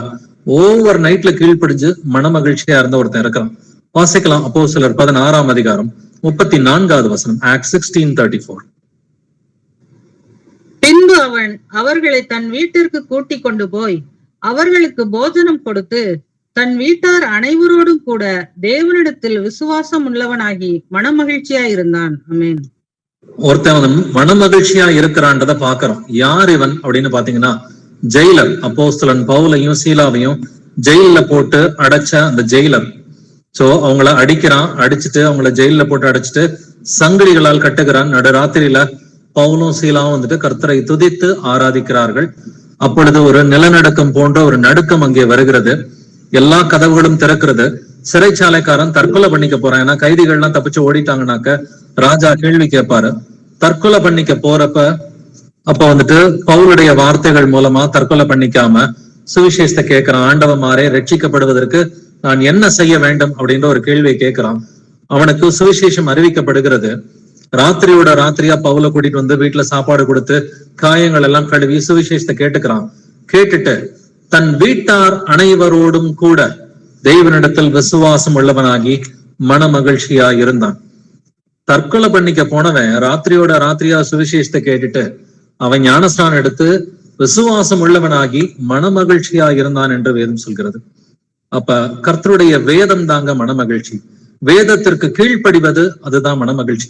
அன்னைக்கு அந்த சிறைச்சாலைக்காரன் வசனத்தை காதுல மட்டும் கேட்கல, அதுக்கு கீழ்ப்படிஞ்சதுனாலதான் மனமகிழ்ச்சியா இருந்தான் என்று வேதம் சொல்கிறது. அப்ப நம்மளாலையும் ஓவர் நைட்ல மனமகிழ்ச்சியா இருக்க முடியுங்க. இந்த ஜெயிலரை போல சத்தியம் தெரியாத ஆளா இருந்தாலும் ஓவர் நைட்ல நம்ம மனம் திரும்பணும்னாக்க கர்த்தர் அந்த மனமகிழ்ச்சியை நமக்கு கொடுக்கறதுக்கு ரெடியா தான் இருக்கிறார். அப்போ உங்களுக்கு இன்னைக்கு இருக்கிற பிரச்சனை எந்த பிரச்சனையா வேணா இருக்கலாங்க. அது உடல் சார்ந்த வியாதிகளா இருக்கலாம், இல்ல வாழ்க்கையில வந்துட்டு ஒரு பிரச்சனையா இருக்கலாம், குடும்பத்துல சமாதானம் இல்லாம இருக்கலாம், இல்ல பிள்ளைகள் சம்பந்தமான பிரச்சனை, பெற்றோர் சம்பந்தமான பிரச்சனை, கூட பிறந்தவங்க மூலமா சொந்தக்காரவங்க, நண்பர்கள், வேலை தளத்துல இருக்கிற பிரச்சனைகள், இல்ல கர்த்தருடைய சிக்ஷையா இருக்கலாம், இல்ல நாமளே சுய இச்சையினால வர வச்சுக்கிட்ட பிரச்சனையா இருக்கலாம், இல்ல உபத்திரவமா கூட இருக்கலாம். எதுவா இருந்தாலும் நம்ம வந்துட்டு மனம் திரும்பிட்டோம்னு சொன்னாக்க ஓவர் நைட்ல விசுவாசத்தோடு மன மகிழ்ச்சியா இருக்க முடியும். அதுக்கு ஒரு பெஸ்ட் எக்ஸாம்பிள் தான் இந்த சிறைச்சாலைக்காரன். அப்படின்னாக்க கர்த்தருடைய வசனங்களுக்கு மனமகிழ்ச்சியோடு கீழ்ப்படிவது, இதுதான் கர்த்தருக்குள் களி கூறுவது. வாசிக்கலாம். சங்கீதம் 119 வசனம் 16. Psalm 119 verse 6. உமது பிரமாணங்களில் மனமகிழ்ச்சியாய் இருக்கிறேன், உமது வசனத்தை மறவேன். ஆமென். உமது பிரமாணங்களில் மனமகிழ்ச்சியா இருக்கிறேன். அப்ப கர்த்தருடைய பிரமாணங்கள்ல மனமகிழ்ச்சியா இருக்கிறதுனா என்னங்க அர்த்தம்? அது வெறும் காதுல கேட்கறதுனால மட்டும்தான் மனமகிழ்ச்சியா இருக்கிறோமா? நிச்சயமா இல்ல. அதற்கு கீழ்ப்படிவதன் மூலமா தான் பிரமாணங்களில் மனமகிழ்ச்சியா இருக்க முடியும். அப்ப கர்த்தருடைய வசனத்திற்கு கீழ்ப்படிவது, கர்த்தருடைய கட்டளைகளுக்கு சந்தோஷத்தோட கீழ்ப்படிவது, இதுதான் உண்மையான மனமகிழ்ச்சி. இதுதான் சந்தோஷமா இருப்பது. இதுதான் கர்த்தருக்கு கீழ்ப்படிவது. இந்த வார்த்தைகளை வச்சு நீங்க பைபிள்ல தேடி பாருங்க. மனமகிழ்ச்சின்ற வார்த்தை, இல்ல சந்தோஷம்ன்ற வார்த்தை, களி கூறுதல் அப்படின்ற வார்த்தை, இந்த வார்த்தைகளை கொண்ட வேதத்துல வந்துட்டு கொஞ்சம் தேடி பாருங்க. தேடி பாத்தீங்கன்னா வசனத்தை கேட்கறது மட்டும் சந்தோஷம் இல்ல, தெரிஞ்சுக்கிறது மட்டும் சந்தோஷம் இல்ல, வசனத்துக்கு கீழ்ப்படிவது. எப்படி கீழ்ப்படியணும்? சந்தோஷமா கீழ்ப்படியணும். சந்தோஷமா கீழ்ப்படிவது, இதுதான் மனமகிழ்ச்சி என்று கர்த்தர் எழுதி இருக்கிறார். வாசிக்கலாம். சங்கீதம் 119 வசனம் 47. Psalm 119 verse 47. நான் பிரியப்படுகிற உமது கற்பனைகளின் பேரில் மனமகிழ்ச்சியாய் இருப்பேன். ஆமென். நான் பிரியப்படுகிற உமது கற்பனைகளின் பேரில் மனமகிழ்ச்சியாக இருப்பேன். அப்ப கற்பனையில மனமகிழ்ச்சியா இருக்கிறதுனா என்ன அர்த்தம்? கற்பனைக்கு கீழ்ப்படிவதன் மூலமா தான் மனமகிழ்ச்சியா இருக்க முடியும். நமக்கு என்ன கற்பனையை கர்த்தர் கொடுத்திருக்கிறாரு? 2 பிரதான கற்பனைகளை கொடுத்திருக்கிறாரு. உன் முழு இருதயத்தோடும், உன் முழு ஆத்மாவோடும், உன் முழு மனதோடும், உன் முழு வலிமையோடும், உன் முழு சிந்தையோடும் உன் தேவனாகிய கர்த்தரிடத்தில் நீ அன்பாய் இருக்க வேண்டும். அப்ப முழு இருதயத்தோட, முழு ஆத்மாவோட, முழு மனதோடு, முழு வலிமையோடு, முழு சிந்தையோடு இயேசு கிறிஸ்துவ நம்ம அன்பு செய்யறோமா? தேவன் ஒருவர்ன்றதை விசுவாசிக்கிறோமா? அத முழு இருதயத்தோட நம்ம விசுவாசித்து மற்றவர்களுக்கும் நம்ம வந்துட்டு அறிவிக்கிற பிள்ளைகளா இருக்கிறோமா? இது முதலாவது பிரதான கற்பனை. இதற்கு ஒப்பா இருக்கிற 2ஆம் கற்பனை என்னது? உன்னை நீ நேசிக்கிறது போல நீ வந்துட்டு பிறனையும் நேசிக்கணும் அப்படின்னு சொல்லி கர்த்தர் சொல்றாரு. அப்ப என்ன நான் நேசிக்கிறது போல மற்றவங்களை நான் நேசிக்கிறேனா அப்படின்றத நம்மை நாமே நிதானித்து அறிவோம். ஏன்னா இந்த ஒரு பார்ஷியாலிட்டி கூடாதுன்னு கர்த்தர் சொல்றாரு. நீ உன்னைய வசதியாவும் மற்றவங்களை தாழ்வா நேசிக்க கூடாதுன்றார். இல்ல உன் குடும்பத்துக்கு ஒரு மாதிரி மத்தவங்க குடும்பத்துக்கு ஒரு மாதிரி இருக்கக்கூடாதுங்கிறாரு. இது எங்க இந்த பார்ஷியாலிட்டி தெரியும்னா, நம்ம பிரைவேட்டா குடும்பத்தோட இருக்கிறப்பதான் இந்த பார்ஷியாலிட்டியே தெரியும். ஒண்ணு நம்ம தனியா இருக்கிறப்ப தெரியும், இல்லாட்டினா நம்ம குடும்பத்தாரோட பேசும் பொழுது இந்த பார்ஷியாலிட்டி, நம்ம கிட்ட இருக்கிற பார்ஷியாலிட்டி நமக்கே கர்த்தர் வந்துட்டு படம் போட்டு காமிப்பார். அப்ப நம்ம வீட்டுல வந்துட்டு பேசும் பொழுது நம்ம அப்பா கிட்ட அம்மா கிட்ட இல்ல அண்ணன் தம்பி அக்கா தங்கச்சி கணவன் மனைவி பிள்ளைகள்கிட்ட பேசும் பொழுது நம்ம பார்ஷியலா பேசுறோமா இல்ல வந்துட்டு இம்பார்ஷியலா பேசுறோமா, நமக்கு ஒரு மாதிரியும் மற்றவர்களுக்கு ஒரு மாதிரியும் பேசுறோமா, உன்னை நீ நேசிப்பது போல பிறனை நேசிக்கிற மாதிரி நம்முடைய சிந்தனைகள் நம்முடைய வார்த்தைகள் நம்முடைய செயல்பாடுகள் இருக்கின்றனவா இல்லையா, நம்மை நாமே நிதானித்து அறிவோம். மனமகிழ்ச்சியா கீழ்ப்படின்னு கர்த்தர் சொல்றார். வெசனமாயும் அல்ல கட்டாயமாயும் அல்ல, மனமகிழ்ச்சியா கர்த்தருக்கு நம்ம கீழ்ப்படியணும். வாசிக்கலாம் சங்கீதம் 119 வசனம் 143. Psalm 119 verse 143. இக்கட்டும் நெருக்கமும் என்னை பிடித்தது, ஆனாலும் உம்முடைய கற்பனைகள் என் மனமகிழ்ச்சி. ஆமென். இக்கட்டு வந்தாலும் நெருக்கம் வந்தாலும் தாவீது என்ன சொல்றான்? உம்முடைய கற்பனைகள் என் மனமகிழ்ச்சி. கர்த்தருடைய கற்பனைகளுக்கு கீழ்ப்படிவது தாங்க வந்துட்டு மனமகிழ்ச்சி. அதை நம்ம வந்துட்டு காதுல கேட்கறது மட்டும் இல்ல, அதை புரிஞ்சுக்கிறது மட்டும் இல்ல, அதற்கு கீழ்ப்படிவதுதான் வந்துட்டு மனமகிழ்ச்சியா இருக்கிறது. இயேசு கிறிஸ்துவும் களி கூர்ந்தார் என்று வேதம் சொல்கிறது. அப்ப இயேசு கிறிஸ்து களி கூர்ந்ததை வந்துட்டு நம்ம வேதத்துல வாசிக்கிறோம். கர்த்தரும் அவருடைய பிள்ளைகள் கீழ்ப்படியும் பொழுது ரொம்ப சந்தோஷமா இருக்கிறார். அப்ப நம்ம கீழ்ப்படுகிறது பிரமாணங்களை கற்றுக்கொள்வது மட்டும் இல்ல, கர்த்தருக்கு கீழ்ப்படிவது வந்துட்டு சந்தோஷமா பண்றோமா வெசனமா பண்றோமா? அப்ப இது நமக்கு தான் தெரியும், நமக்கும் ஆவியானவருக்கும் நடுவுல இருக்கிற ஒரு விஷயம். அப்ப எப்பொழுதும் சந்தோஷமா இருங்கள். இக்கட்டு வந்தாலும் நெருக்கங்கள் வந்தாலும் கர்த்தருடைய கற்பனைகளுக்கு நம்ம கீழ்ப்படுகிறோமா அப்படின்றத நம்மளை நாமளே எக்ஸாமின் பண்ணி பார்க்கலாம். லூக்கா 10ஆம் அதிகாரம் 21ஆம் வசனம் வாசிக்கலாம். லூக் 10:21. அந்த வேளையில் இயேசு ஆவியிலே களிகூர்ந்து, பிதாவே, வானத்துக்கும் பூமிக்கும் ஆண்டவரே, இவைகளை நீர் ஞானிகளுக்கும் கல்விமான்களுக்கும் மறைத்து பாலகருக்கு வெளிப்படுத்தினபடியால் உம்மை ஸ்தோத்தரிக்கிறேன். ஆம் பிதாவே, இப்படி செய்வது உம்முடைய திருவுளத்துக்கு பிரியமாயிருந்தது. ஆமென். ஆமென். அந்த வேளையில் இயேசு ஆவியிலே களி கூர்ந்து, சோ ஆவியிலே இயேசு கிறிஸ்து களி கூர்ந்தார் என்று வேதம் சொல்கிறது. அவர் எதுக்காக களி கூர்ந்தார்? இவைகளை நீர் ஞானிகளுக்கும் கல்விமான்களுக்கும் மறைத்து பாலகருக்கு வெளிப்படுத்தினபடியால் உம்மை ஸ்தோத்திரிக்கிறேன். கர்த்தர் வந்துட்டு தாழ்மை உள்ளவர்களுக்கு கிருபை அளிக்கிறார் என்று வேதம் சொல்கிறது. தாழ்மை உள்ளவர்களுக்கு அவர் வெளிப்படுத்தினதுனால வந்துட்டு இயேசு களி கூர்ந்தார் என்று எழுதி இருக்கிறது. அப்படின்னாக்க நாம கர்த்தருடைய வேதத்தில் பிரியமாயிருந்து அவருடைய வேதத்திற்கு சந்தோஷத்தோட கீழ்ப்படுகிறோமா? அப்ப கீழ்ப்படுகிறதன் மூலமா சந்தோஷமா நம்ம இருக்கிறோமா? நாமளும் நம்முடைய வீட்டாரும் நானும் என் வீட்டாரும் என்றால் கர்த்தரையே சேவிப்போம். எப்படி சேவிக்கணும்? சந்தோஷமா சேவிக்கணும். சரி, துக்கத்தின் மத்தியில எல்லாம் கீழ்ப்படிய முடியுமா பிரதர் அப்படின்னு சொல்லி கேட்டீங்கன்னாக்க, யோபு எப்படி இருந்தாருன்றதை நீங்க யோசிச்சு பாருங்க. வாசிக்கலாம் யோபு 13ஆம் அதிகாரம் 15வது வசனம். ஜாப் 13:15. அவர் என்னை கொன்று போட்டாலும் அவர் மேல் நம்பிக்கையாய் இருப்பேன், ஆனாலும் என் வழிகளை அவருக்கு முன்பாக ரூபகாரம் பண்ணுவேன். ஆமென். அவர் என்னை கொன்று போட்டாலும் அவர் மேல் நம்பிக்கையாயிருப்பேன். இந்த வார்த்தைகளை நம்மளால புரிஞ்சுக்க முடியுதா? நம்மளால இத சொல்ல முடியுமா? முதல்ல புரிஞ்சுக்க முடியுமா? ரெண்டாவது, இதை நம்ம வாயிலிருந்து நம்மளால பேச முடியுமா? இதன்படி வாழ முடியுமா? ஏன்னா இது ரொம்ப ஒரு டிஃபிகல்ட்டான ஒரு வசனம் அநேகருக்கு. இதை புரிஞ்சுக்கிறது அநேகருக்கு கஷ்டம், இதை சொல்றது அதை விட கஷ்டம், இதை வாழ்ந்து பாக்குறது அதை விட கஷ்டம். அவர் என்னை கொன்று போட்டாலும் அவர் மேல் நம்பிக்கையாய் இருப்பேன். அப்ப உபத்திரவங்களின் மத்தியில தனக்கு உடம்பு முழுவதும் வந்துட்டு சொறி சரங்கு வந்திருக்குது, பிள்ளைங்க எல்லாம் இறந்து போயிட்டாங்க, ஆஸ்தி எல்லாம் போயிடுச்சு, இருந்த மனைவியும் வந்துட்டு என்ன சொல்றாங்க? நீ தேவனை தூஷித்து உன் ஜீவனை விடு. தேவனை தூஷிச்சா என்ன ஆகும்? நரகத்துக்கு தான் போகணும் இல்லையா? தேவனை தூஷித்து ஜீவனை விட்டுருப்பா, நீ செத்து போய் நரகத்துக்கு போயிரு. செத்து போயிருன்னு சொல்றதே ஒரு மோசமான வார்த்தை. சோ செத்து போயிருன்ற வார்த்தையோ ஒரு மனைவியோ ஒரு கணவன்கிட்ட சொல்றது, அது வந்துட்டு கணவனால தாங்கிக்க முடியாது. ஆனா நீ செத்து போய் நரகத்துக்கு போயிருன்றதான் அவருடைய மனைவி சொன்னது. நீ வந்துட்டு தேவனை தூஷித்து ஜீவனை விடு, ஆனா அவர் என்னை கொன்று போட்டாலும் அவர் மேல் நம்பிக்கையாயிருப்பேன். இதுதான் வந்துட்டு கர்த்தருக்கு பிரியமா கீழ்ப்படிவது. சோ என்ன நடந்தாலும் கர்த்தர் நல்லவர் தான், என்ன நடந்தாலும் கர்த்தர் நீதிபரர் தான். கர்த்தர் கொடுத்தார், கர்த்தர் எடுத்துக்கொண்டார், கர்த்தருடைய நாமம் ஸ்தோத்தரிக்கப்படுவதாக. இதைத்தான் யோபு சொன்னான். தன்னுடைய எல்லா பிள்ளைகளும் ஒரே நாள்ல செத்து போனப்ப, தன்னுடைய எல்லா சொத்துக்களையும் வந்துட்டு இழந்து போனப்ப யோபு சொன்ன வார்த்தை வந்துட்டு என்னது? கர்த்தர் கொடுத்தார், கர்த்தர் எடுத்துக்கிட்டாரு, கர்த்தருடைய நாமம் ஸ்தோத்திரப்படுவதாக அப்படின்னு சொல்லி சொன்னோம். அப்ப இன்னைக்கு சின்ன சின்ன விஷயத்துக்கெல்லாம் விசுவாசத்தை இழக்கிற கிறிஸ்தவர்கள் எவ்வளவு பேர் இருக்கிறாங்க. இவன் நாம கூட செஞ்சிருப்போம் நம்முடைய பழைய வாழ்க்கையிலயோ இல்ல என்னைக்காவது ஒரு நாள் ஒரு சின்ன ஒரு உபத்திரவத்தின் மத்தியில கூட ஆண்டவர் ஒரு கேள்வி கேட்டிருப்போம். பட் யோபு வந்துட்டு பாத்தீங்கன்னாக்க கர்த்தர் கொடுத்தார், கர்த்தர் எடுத்துட்டாரு, அவருக்கு எல்லா உரிமையும் இருக்குதுப்பா, கர்த்தர் நன்மையை வந்துட்டு வாங்கிக்கிறேனான்னு தீமையை வாங்கிக்க கூடாதா அப்படின்ற கேள்வியை கேட்கிறார். அப்ப எப்பொழுதும் கர்த்தருக்குள் சந்தோஷமா இருக்கணும் அப்படின்னாக்க கர்த்தருடைய கட்டளைகளுக்கு மனமகிழ்ச்சியாய் கீழ்ப்படிய வேண்டும். அவருடைய கற்பனைகள் ஒன்றும் பாரமானவைகள் அல்ல என்று எழுதியிருக்கிறது. அப்ப ஊரையே கூப்பிட்டு ஒரு திருவிழா கொண்டாடினா வந்துட்டு சாலமோன். ஏன்னா கர்த்தருக்கு ஒரு ஆலயத்தை கட்டினப்ப ரொம்ப பெரியமா அந்த ஆலயத்தை கட்டினவன் தான் ராஜா சாலமோன். சோ சாலமோன் ராஜா கர்த்தர் வந்துட்டு வெளிப்படுத்தினபடி அந்த ஆலயத்தை எல்லாம் கட்டிட்டு இந்த ஆலயத்தை டெடிகேட் பண்றான். அந்த டெடிகேஷன் ஃபீஸ்ட் எல்லாம் நடக்குது. சோ அப்பதான் வந்துட்டு கூடார பண்டிகை அவர்களுக்கு வருகிறது. சோ அப்ப அவன் மட்டுமல்ல, இஸ்ரவேல் ஜனங்கள் அனைவரும் சந்தோஷமா இருந்தார்கள் என்று வேதம் சொல்கிறது.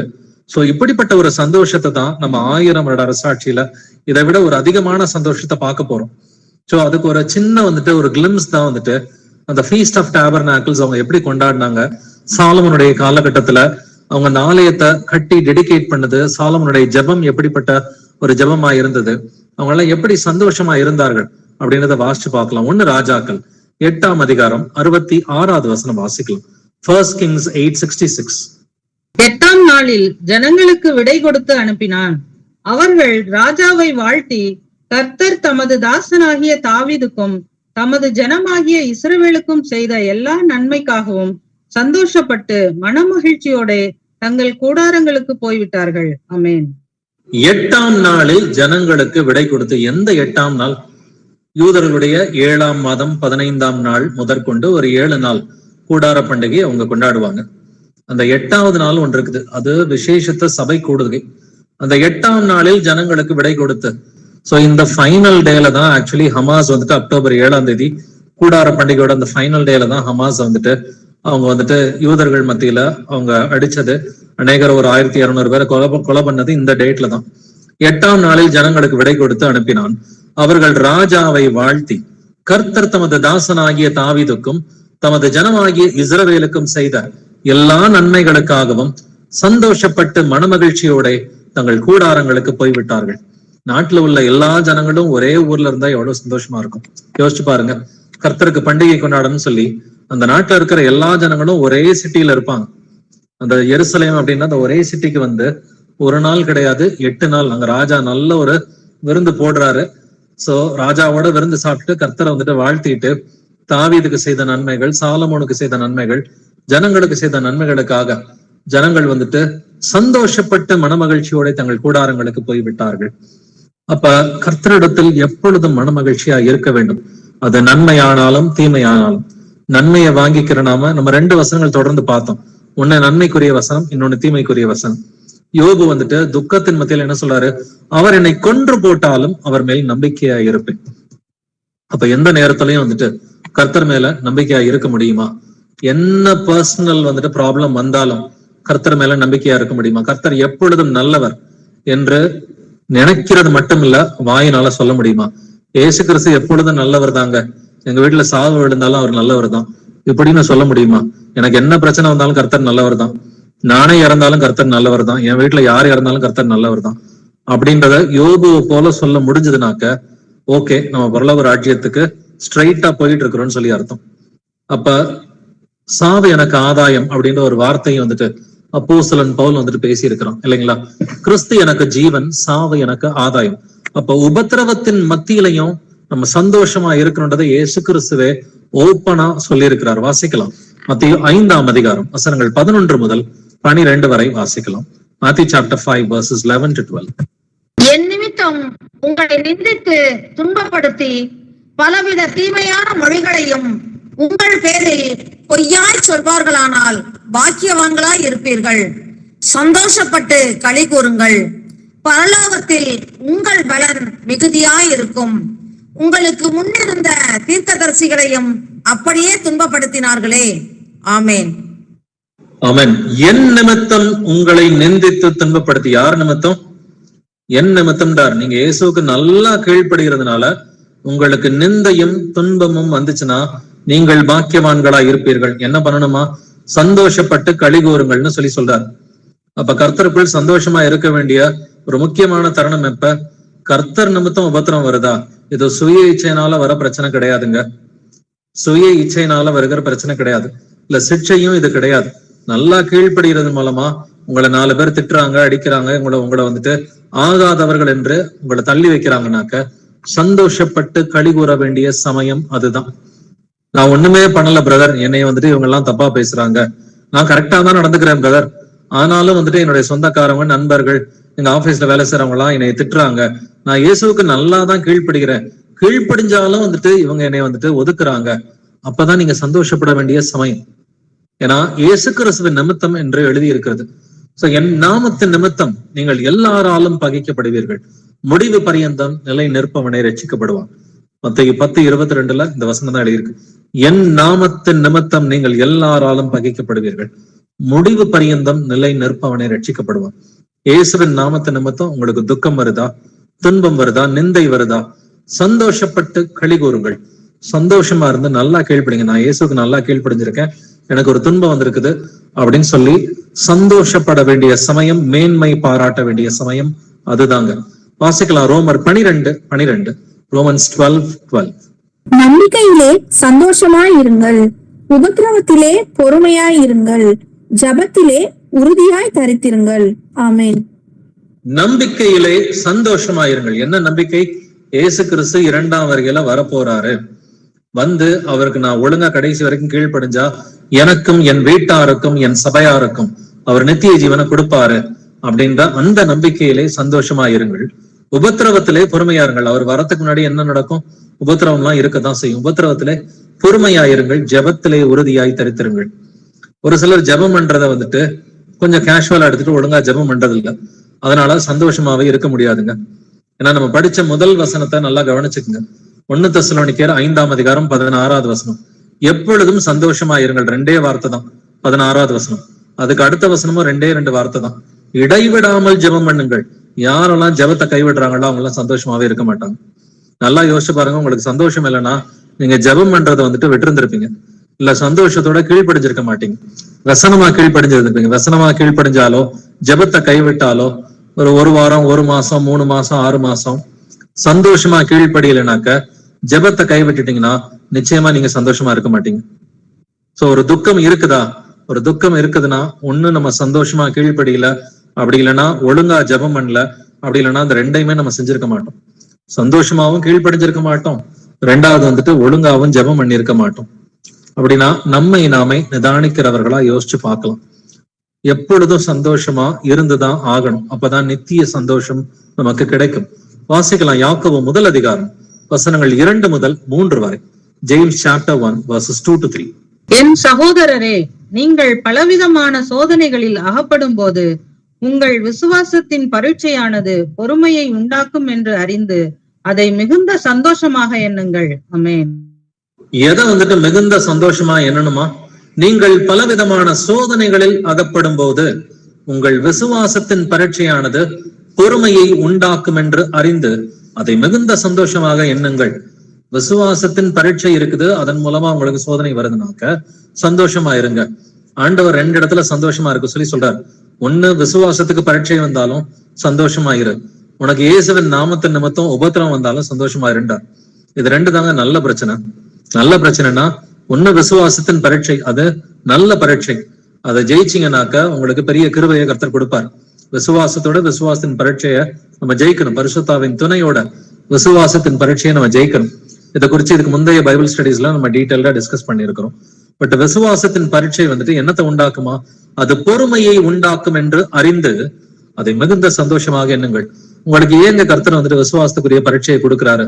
நான் அப்பதான் நீங்க பொறுமையா இருப்பீங்க. உங்களுக்கு நீடிய பொறுமை இல்லைனாக்க விசுவாசத்துக்குரிய பரீட்சையை கர்த்தர் கொடுப்பார். அதை ஜெயிச்சிங்கன்னா நீடிய பொறுமையா இருக்க முடியும். அதனால அதை மிகுந்த சந்தோஷமாக எண்ணுங்கள். இயேசுவின் நாமத்தின் நிமித்தம் துன்பங்கள் வருதா, நிந்தைகள் வருதா, சந்தோஷமாய் இருங்கள் என்று வேதம் சொல்கிறது. வாசிக்கலாம் 1 பேதுரு 1 முதல் 7 வசனங்கள். 1 Peter 1st chapter verses 6 to 7. இதிலே நீங்கள் மிகவும் சந்தோஷப்படுகிறீர்கள் என்றாலும் துன்பப்பட வேண்டியது அவசியமானதால் இப்பொழுது கொஞ்ச காலம் பலவிதமான சோதனைகளினாலே துக்கப்படுகிறீர்கள். அழிந்து போகிற பொன் அக்கினியினாலே சோதிக்கப்படும். அதை பார்க்கிலும் அதிக விலையேற பெற்றதாய் இருக்கிற உங்கள் விசுவாசம் சோதிக்கப்பட்டு இயேசு கிறிஸ்து வெளிப்படும் போது உங்களுக்கு புகழ்ச்சியும் கனமும் மகிமையும் உண்டாக காணப்படும். ஆமேன். இதிலே நீங்கள் மிகவும் சந்தோஷப்படுகிறீர்கள். எதுல சந்தோஷப்படுறோமா? துன்பப்பட வேண்டியது அவசியம். அப்ப துன்பம் வந்துதான் ஆகும். துன்பம் வந்தாலும் நான் சந்தோஷமா இருப்பேன். உண்மையில நம்ம அப்படி இருக்கிறோமான்றத யோசிச்சு பார்க்கலாம். இப்பொழுது கொஞ்ச காலம் பலவிதமான சோதனைகளினாலே துக்கப்படுகிறீர்கள். அழிந்து போகிற பொன் அக்கினியினாலே சோதிக்கப்படும். நம்முடைய விசுவாசமும் சோதிக்கப்படணும்னு சொல்லி கர்த்தர் சொல்றார். அப்பதான் இயேசு கிறிஸ்து வெளிப்படும் பொழுது உங்களுக்கு புகழ்ச்சியும் கனமும் மகிமையும் உண்டாக காணப்படும். அப்ப துன்பங்கள் வருவது சகஜம்தாங்க. அது எப்படிப்பட்ட துன்பம்ன்றதை நம்ம கொஞ்சம் நிதானிச்சு பார்க்கணும். விசுவாசத்தின் பரீட்சையா இருந்தா சந்தோஷப்படலாம். இயேசு கிறிஸ்துவின் நாமத்தின் நிமித்தம் உபத்திரவமா இருந்தாலும் சந்தோஷப்படலாம். இல்ல சிக்ஷையா இருந்தா துக்கப்படணும். சிக்ஷையா இருந்தா துக்கப்பட்டு என்னை ஆண்டவர் கண்டிக்கிறாருன்னு நான் ஏதோ தப்பு பண்ணிட்டேன்னு சொல்லி துக்கப்பட்டு அதுக்கு மனம் திரும்பணும். இல்ல என்னுடைய சுய இச்சையினால ஒரு பிரச்சனை வந்துருச்சுன்னா அதுக்கும் நான் துக்கப்பட்டு நான் மனம் திரும்பணும். சோ 4 பிரச்சனையில 2 பிரச்சனைக்கு நான் சந்தோஷப்படலாம், 2 பிரச்சனைக்கு நான் துக்கப்பட்டு மனம் திரும்பணும். சோ எதுக்கெல்லாம் நான் வந்துட்டு சந்தோஷப்படலாம்? உன்னை இயேசு கிறிஸ்துவின் நாமத்தின் நிமித்தம் எனக்கு உபத்திரவங்கள் வருதுன்னா நான் சந்தோஷப்பட்டு களி கூறணும்னு சொல்லி வேதம் சொல்லுது. இது ஒரு நல்ல ஒரு ஆப்ஷன். சோ 2வது பிரச்சனை வந்துட்டு உங்களுக்கு விசுவாசத்தின் பரீட்சை இருந்தாலும் சந்தோஷப்பட்டு பரிசுத்தாவின் துணையோட நம்ம ஜெயிக்கலாம் அப்படின்னு வேதம் சொல்லி கொடுக்கிறது. சுய இச்சையினால ஒரு பிரச்சனையில மாட்டிக்கிட்டேன்னா துக்கப்பட்டு மனம் திரும்பணும். அதே போல வந்துட்டு கர்த்தர் நான் தப்பு பண்றது மூலமா எனக்கு சிக்ஷையை கொடுக்கிறாருன்னா நான் துக்கப்பட்டு மனம் திரும்பணும். அப்ப இந்த 1 பேதுரு 1:6-7 வாசிச்சோம். ஏற்கனவே நம்ம 8-9 வசனங்கள் வாசிச்சோம். உங்களுடைய விசுவாசத்தின் பலனாகி ஆத்தும ரட்சிப்பு எப்ப கிடைக்குது? உங்களுக்கு நீங்க சந்தோஷமா இருக்கிறது மூலமா, சந்தோஷப்பட்டு கீழ்ப்படிவதன் மூலமா தான் உங்களுக்கு விசுவாசத்தின் பலனாகிய ஆத்தும ரட்சிப்பு கிடைக்கிறது. சோ 1 பேதுரு 1 அதிகாரமும் யாக்கோபு 1 அதிகாரம் இதெல்லாம் சோதனைகளை பற்றி எழுதி இருக்கிற அந்த சாப்டர்ஸ். 1 பேதுரு 4ஆம் அதிகாரம் வசனங்கள் 12 முதல் 13 வரை வாசிக்கலாம். 1 Peter chapter 4 verses 12 to 13. பிரியமானவர்களே, உங்களை சோதிக்கும்படி உங்கள் நடுவில் பற்றி எரிகிற அக்கினியை குறித்து ஏதோ புதுமை என்று திகையாமல் கிறிஸ்துவின் மகிமை வெளிப்படும் போது நீங்கள் களி கூர்ந்து மகிழும்படியாக அவருடைய பாடுகளுக்கு நீங்கள் பங்காளிகளானதால் சந்தோஷப்படுங்கள். ஆமேன். ஆமென். சந்தோஷப்படுங்கள். எதுக்கு நம்ம சந்தோஷப்படணுமா? அவருடைய பாடுகளுக்கு நீங்கள் பங்காளிகள் ஆனதால். உங்களை சோதிக்கும்படி உங்கள் நடுவில் பற்றி இருக்கிற அக்கினியை குறித்து ஏதோ புதுமை என்று திகையாமல். என்னப்பா எனக்கு மட்டும்தான் இவ்வளவு பிரச்சனையா? எல்லாருமே நல்லா இருக்கிறாங்க, அந்த பிரதர் நல்லா இருக்கிறாரு, இந்த சிஸ்டர் நல்லா இருக்கிறாங்க, எனக்கு மட்டும் ஏகப்பட்ட பிரச்சனை வருது அப்படின்னா இது விசுவாசத்தின் பரீட்சையா இருந்தா சந்தோஷப்பட்டுக்குங்க. விசுவாசத்தின் பரீட்சையா இருந்தா சந்தோஷமா இருங்க. உபத்திரவமா இருந்தாலும் சந்தோஷமா இருங்க. இல்ல சிக்ஷையா இருந்தாக்க துக்கப்பட்டு மனம் திரும்பணும். இல்ல நம்முடைய இச்சையினால வந்த பிரச்சனையா இருந்தா அதுக்கும் துக்கப்பட்டு நம்ம மனம் திரும்பணும். சோ இங்க கர்த்தர் பேசுறது வந்துட்டு ஒண்ணு உபத்திரவத்தை பத்தியோ இல்ல விசுவாசத்தின் பரீட்சையை பத்தி தான் இங்க பேசுறாரு. உங்களை சோதிக்கும்படி உங்கள் நடுவே பற்றி எரிகிற அக்கினியை குறித்து ஏதோ புதுமையா எனக்கு மட்டும்தான் நடக்குதுன்னு சொல்லி புதுமை என்று திகையாமல் கிறிஸ்துவின் மகிமை வெளிப்படும் போது நீங்கள் களி கூர்ந்து மகிழும்படியாக அவருடைய பாடுகளுக்கு நீங்கள் பங்காளிகள் ஆனதால் சந்தோஷப்படுங்கள். இயேசு கிறிஸ்துக்கு நல்லா கீழ்ப்படுகிறது மூலமா உபத்திரவம் இருக்கா? முதல்ல சந்தோஷமா இருங்க, துக்கப்படாதீங்க. உங்களை எல்லாருமே ஒதுக்குறாங்களா? உங்க சொந்தக்காரங்க, நண்பர்கள், பழைய சபையில இருக்கிறவங்களோ உங்களை ஒதுக்குறாங்களா? சந்தோஷமா இருங்க, ஒன்னும் பிரச்சனையே கிடையாது. கர்த்தர் நமக்கு போதுமானவர். அவர் ஒருத்தர் நமக்கு இருந்தா போதும். இந்த உலகமே நம்மளை வெறுத்தாலும் ஒன்னும் பிரச்சனை இல்லை. நான் நோவா வந்துட்டு நல்லா கீழ்ப்படிஞ்சாரு, சுத்தி இருந்த கூட்டம் யாருமே கீழ்ப்படியில. கடைசியில வந்துட்டு நோவாவும் அவனுடைய வீட்டார் மட்டும்தான் ரட்சிக்கப்பட்டார்கள். அப்போ உபத்திரமும் கர்த்தருடைய நாமத்தின் நிமித்தம் இருந்தா முதல்ல சந்தோஷமா இருங்கள். ரோமர் 5ஆம் அதிகாரம் வசனங்கள் 2 முதல் 3 வரை வாசிக்கலாம். Romans chapter 5 verses 2 to 3. அது மாத்திரமல்ல, உபத்திரவம் பொறுமையையும், பொறுமை பரீட்சையையும், பரீட்சை நம்பிக்கையையும் உண்டாக்குகிறது என்று நாங்கள் அறிந்து உபத்திரவங்களிலேயும் மேன்மை பாராட்டுகிறோம். ஆமென். உபத்திரவங்களிலேயும் மேன்மை பாராட்டுகிறோம். சோ உபத்திரவங்கள்லயும் மேன்மை பாராட்டுறதுன்னா என்ன அர்த்தம்? சோ போஸ்டிங் இன் பர்சிக்யூஷன். அப்ப உபத்திரவம் என்னத்தை உங்களுக்கு உண்டாக்குது? பொறுமையை உண்டாக்குது. பொறுமை பரீட்சையை உண்டாக்குது. பரீட்சைனா கேரக்டர். சோ பரீட்சை நம்பிக்கையை வந்துட்டு உண்டாக்குது. அது ஒரு ஹோப் கொடுக்குது. ஆண்டவருடைய 2ஆம் வருகையை குறித்து ஒரு ஹோப் வந்துட்டு உங்களுக்கு கொடுக்குது. சோ இதெல்லாம் தெரிஞ்சு உபத்திரவங்களிலேயும் மேன்மை பாராட்ட வேண்டும். உபத்திரவங்கள்ல மேன்மை பாராட்டுகிற பிள்ளைகளா நம்ம வளர்ந்துருக்கிறோமா? வளரலைன்னா இந்த அளவுக்கு வளர்றதுக்கு நம்ம பிரயாசப்படணும். இதை இயேசு கிறிஸ்துவின் நாமத்தினாலே மேன்மை பாராட்ட வேண்டும் என்று 11ஆம் வசனம் சொல்கிறது. அதுவும் அல்லாமல் இப்பொழுது ஒப்புரவாகுதலை நமக்கு கிடைக்க பண்ணின நம்முடைய கர்த்தராகிய இயேசு கிறிஸ்து மூலமாய் நாம் தேவனை பற்றியும் மேன்மை பாராட்டுகிறோம். இயேசு கிறிஸ்துவின் மூலமா மேன்மை பாராட்டுகிற பிள்ளைகளா இருக்கிறோமா? ஒரு சிலர் இப்படி எல்லாம் மேன்மை பாராட்டினவங்க இருக்கிறாங்க. கர்த்தருக்குள் ஒரு பிரச்சனை வந்தப்ப கூட, கர்த்தருடைய சித்தத்தை நிறைவேற்றும் பொழுது கூட பாத்தீங்கன்னா, ஒரு பிரச்சனையின் மத்தியில கர்த்தருடைய சித்தத்தை நிறைவேற்றினவர்கள் இருக்கிறாங்க. அவங்க எல்லாம் ஆவியிலே களி கூர்ந்தவர்களா இருக்கிறார்கள். சோ ஒரு சில சகோதரிகளை பத்தி நம்ம பார்க்கலாம். லூக்கா 1 அதிகாரம் வசனம் 46 முதல் 47 வரை வாசிக்கலாம். Look chapter 1 verses 46 to 47. அப்பொழுது மரியாள், என் ஆத்துமா கர்த்தரை மகிமைப்படுத்துகிறது, என் ஆவி என் இரட்சகராகிய தேவனில் களி கூறுகிறது. ஆமென். மரியாள் வந்துட்டு என்ன சொல்றாங்க? என் ஆத்துமா கர்த்தரை மகிமைப்படுத்துகிறது, என் ஆவி என் இரட்சகராகிய தேவனில் களி கூறுகிறது. பிரச்சனை மத்தியில அந்த பாட்டை பாடுறாங்க மரியாள். ஏன்னா அவங்க கணவனை அறியறதுக்கு முன்னாடியே கர்ப்பமா இருக்கிறாங்க.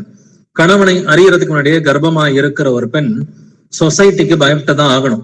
ஏன்னா பழைய ஏற்பாட்டுல கணவனை அறிவதற்கு முன்னாடி கர்ப்பமா இருந்தாக்க அந்த பெண்ணை வந்துட்டு கல்லால் இருந்து கொலை செய்ய வேண்டும் என்கிற ஒரு சட்டம் இருக்கிறது. மரியாள் அந்த பயத்துலதான் நானும் கணவனை அறியேனே அப்படின்ற ஒரு கேள்வியை வந்துட்டு தூதன்ட்ட வந்துட்டு கேட்கிறாங்க. தூதன் பதில் சொன்ன பிறகு, நான் ஆண்டவருக்கு அடிமை அப்படின்னு சொல்லி அவங்க களி கூர்ந்து பாடின பாடல் தான் இந்த வசனம். என் ஆத்துமா கர்த்தரை மகிமைப்படுத்துகிறது, என் ஆவி என் இரட்சகராகிய தேவனில் களி கூறுகிறது. அப்ப உபத்திரவத்தின் மத்தியில கீழ்ப்படிய முடியுமா மரியாளை போல? இதெல்லாம் நல்ல எக்ஸாம்பிள்ஸ், நம்ம ஃபாலோ பண்ண வேண்டிய நல்ல எக்ஸாம்பிள்ஸ். இதே போல இன்னொரு பெண்மணி பழைய ஏற்பாட்டுல இருந்தாங்க. அவங்க பேர் தான் அன்னாள், சாமுவேல் தீர்க்கதரிசனுடைய தாயார். வாசிக்கலாம் 1 சாமுவேல் 2ஆம் அதிகாரம் 1 வசனம். 1 Samuel chapter 2 verse 1. அப்பொழுது அன்னாள் ஜெபம் பண்ணி, என் இருதயம் கர்த்தருக்குள் களி கூறுகிறது, என் கொம்பு கர்த்தருக்குள் உயர்ந்திருக்கிறது, என் பகைஞரின் மேல் என் வாய் திறந்திருக்கிறது, உம்முடைய ரட்சிப்பினாலே சந்தோஷப்படுகிறேன். ஆமேன். அன்னாள் என்ன சொல்றாங்க? என் இருதயம் கர்த்தருக்குள் களி கூறுகிறது. பிள்ளையே பிறக்கலங்க. இந்த சிச்சுவேஷனை யோசிச்சு பாருங்க. குழந்தையே கிடையாது. அவருடைய வந்துட்டு அண்ணாளுடைய வந்துட்டு அவங்க கணவருடைய இன்னொரு மனைவி பெண்ணினால் எப்பொழுதுமே அண்ணால வந்துட்டு அவங்க துன்பப்படுத்திக்கிட்டே இருக்கிறாங்க. வார்த்தையின் மூலமா வந்துட்டு அவங்க துன்பப்படுத்திக்கிட்டே இருக்கிறாங்க. உனக்கு குழந்தை இல்ல, நீ மலடி அப்படின்னு சொல்லி துன்பப்படுத்திக்கிட்டே இருக்கிறாங்க. உம்முடைய ரட்சிப்பினாலே சந்தோஷப்படுகிறேன். குழந்தை இல்லாத சமயத்துல அண்ணாள் சொன்ன வார்த்தை, இந்த வார்த்தைக்கு தான் அண்ணாளுக்கு குழந்தை பிறந்துச்சு. சோ நான் எனக்கு கர்த்தர் போதுமானவர் அப்படின்னு அண்ணாள் முடிவு எடுத்துறாங்க. குழந்தை பிறக்குதோ பிறக்கலையோ டசன்ட் மேட்டர், நான் கர்த்தருக்குள் வந்துட்டு சந்தோஷமா இருப்பேன்னு அண்ணாள் முடிவு பண்ணாங்க. கர்த்தர் குழந்தையை கொடுத்தாரு. இன்னைக்கு உங்களுக்கு ஏதாவது பிரச்சனை இருக்குதா? முதல்ல முடிவு பண்ணுங்க, நான் கர்த்தருக்குள்ளார சந்தோஷமா இருக்க போறேன். மரியாளை போல அண்ணால போல முதல்ல முடிவு பண்ணுங்க. எனக்கு உடம்புல என்ன வியாதி இருந்தாலும் பரவாயில்ல, வாழ்க்கையில என்ன பிரச்சனை இருந்தாலும் பரவாயில்ல, நான் முதல்ல கர்த்தருக்குள் சந்தோஷமா இருக்க போறேன், என்னுடைய ரட்சிப்பின் தேவனுக்குள்ளார நான் மகிழ போறேன் அப்படின்னு சொல்லி முடிவு எடுத்தீங்கன்னாக்கா உங்க பிரச்சனை எதுவோ அதை கர்த்தர் உடனே மாத்தி கொடுத்துருவாரு. சோ அன்னாள் வந்து ஜெபம் பண்ணி அவங்க பிள்ளை இல்லாத நிலைமையிலையும் நான் கர்த்தருக்குள் களி கூறுறேன். அப்ப இயேசு கிறிஸ்துவுக்குள்ளார சந்தோஷமா இருக்க முதலாவது பழகுங்கள். இப்படி ஒரு கஷ்டமான சூழ்நிலையில வந்த ஒரு ஃபேமஸான வசனம் நம்ம எல்லாருக்கும் தெரிந்தது, வாசிக்கலாம். ஆபக்கூக் தீர்க்கதரிசியின் வார்த்தைகள் 3ஆம் அதிகாரம் வசனங்கள் 16 முதல் 18 வரை. ஹபக்கூக் chapter 3 verses 16 to 18. நான் கேட்டபொழுது என் குடல் குழம்பிற்று, அந்த சத்தத்துக்கு என் உதடுகள் துடித்தது, என் எலும்புகளில் உட்கள் உண்டாயிற்று, என் நிலையிலே நடுங்கினேன். ஆனாலும் எங்களோடு எதிர்க்கும் ஜனங்கள் வரும்போது இக்கட்டு நாளிலே நான் இளைப்பாறுதல் அடைவேன். அத்திமரம் துளிர் விடாமற் போனாலும், திராட்சை செடிகளில் பழம் உண்டாகாமற் போனாலும், ஒளிவு மரத்தின் பலன் அற்று போனாலும், வயல்கள் தானியத்தை விளைவியாமற் போனாலும், கிடையில் ஆட்டு மந்தைகள் முதலற்று போனாலும், தொழுவத்திலே மாடு இல்லாமற் போனாலும், நான் கர்த்தருக்குள் மகிழ்ச்சியாயிருப்பேன். என் இரட்சிப்பின் தேவனுக்குள் களி கூறுவேன். ஆமென். நான் கேட்ட பொழுது என் குடல் குழம்பெற்று, அந்த சத்தத்துக்கு என் உதடுகள் துடித்தது, என் எலும்புகளில் உக்கள் உண்டாயிற்று. ரொம்ப பிரச்சனையான நேரத்துல தாங்க ஆபக்குக் இந்த வார்த்தைகளையே சொல்றாரு. நான் கர்த்தர் ஒரு பெரிய நியாய தீர்ப்பை கொண்டு வர போறேன், உங்க ஊரை அழிக்க போறேன், நிறைய பேர் சாக போறாங்கன்னு சொல்லி ஆபக்குக் தீர்க்கதரிசிகிட்ட கர்த்தர் பேசும் பொழுது பயத்தோட தான் கர்த்தர் வந்துட்டு என்ன சொல்றாரு, இக்கட்டு நாளிலே நான் இளைப்பாறுதல் அடைவேன். சொல்ல முடியுமா? இக்கட்டு நாளிலே நான் இளைப்பாறுதல் அடைவேன். அத்தி மரம் துளிர் விடாமல் போனாலும், திராட்சை செடிகளில் பழம் உண்டாகாமற் போனாலும், ஒளிவ மரத்தில் பலன் அற்று போனாலும், வயல்கள் தானியத்தை விளைவியாமற் போனாலும், கிடையில் ஆட்டு மந்தைகள் முதலற்று போனாலும், தொழுவத்திலே மாடு இல்லாமற் போனாலும், நான் கர்த்தருக்குள் மகிழ்ச்சியாயிருப்பேன். என் இரட்சிப்பின் தேவனுக்குள் களி கூறுவேன். அப்ப சந்தோஷம்ன்றது கர்த்தருக்குள்ளார இருக்கணுங்க. ஒரு சிலருக்கு சந்தோஷம்லாம் ஒரு ஆளை பார்த்தோன்னே போயிடுது. ஐயோ இவனை போய் பார்த்துட்டோமே, இவன் தான் நம்மளை ஏமாத்தினவன் ஆச்சே அப்படின்னு சொல்லி ஒரு நபரை பார்த்தோன்னே சந்தோஷம் போயிடுது. ஐயோ நான் இவரு கூட சேர்ந்தா வந்துட்டு இந்த இடத்துக்கு போக வேண்டியது இருக்குது, ஐயோ இதெல்லாம் நமக்கு ஆகாதுப்பா. ஒரு நபரை பார்த்தோன்னே சந்தோஷம் போயிடுது. இந்த சந்தோஷம்லாம் வந்துட்டு நிக்கவே நிக்காது. நமக்கு இப்படியெல்லாம் நம்ம இருந்தோம்னாக்க, ஒரு நபரை மன்னிக்காம நம்ம இருந்தோம்னாக்க நமக்கு சந்தோஷம்ன்றது வாழ்க்கையில யோசிச்சே பார்க்க முடியாது. என்ன துரோகம் பண்ணியிருந்தாலும் மன்னிச்சுதாங்க ஆகணும். ஒரு நபர் நமக்கு என்ன துரோகம் பண்ணியிருந்தாலும் மன்னிச்சுதான் ஆகணும். இன்னும் உலகத்தின் மூலமா உங்களுக்கு சந்தோஷமும் துக்கமும் இருக்குது. பணம் சம்பாரிச்சாக்க சந்தோஷம், பணம் வந்தாக்க சந்தோஷம், பணம் வரலன்னா துக்கம். இல்ல வந்துட்டு எனக்கு நான் எதிர்பார்த்த மாதிரி இந்த பிரதரும் சிஸ்டரும் நடந்துகிட்டாக்க எனக்கு சந்தோஷம், நான் எதிர்பார்த்த மாதிரி இவங்க நடக்கலைன்னா எனக்கு துக்கம்.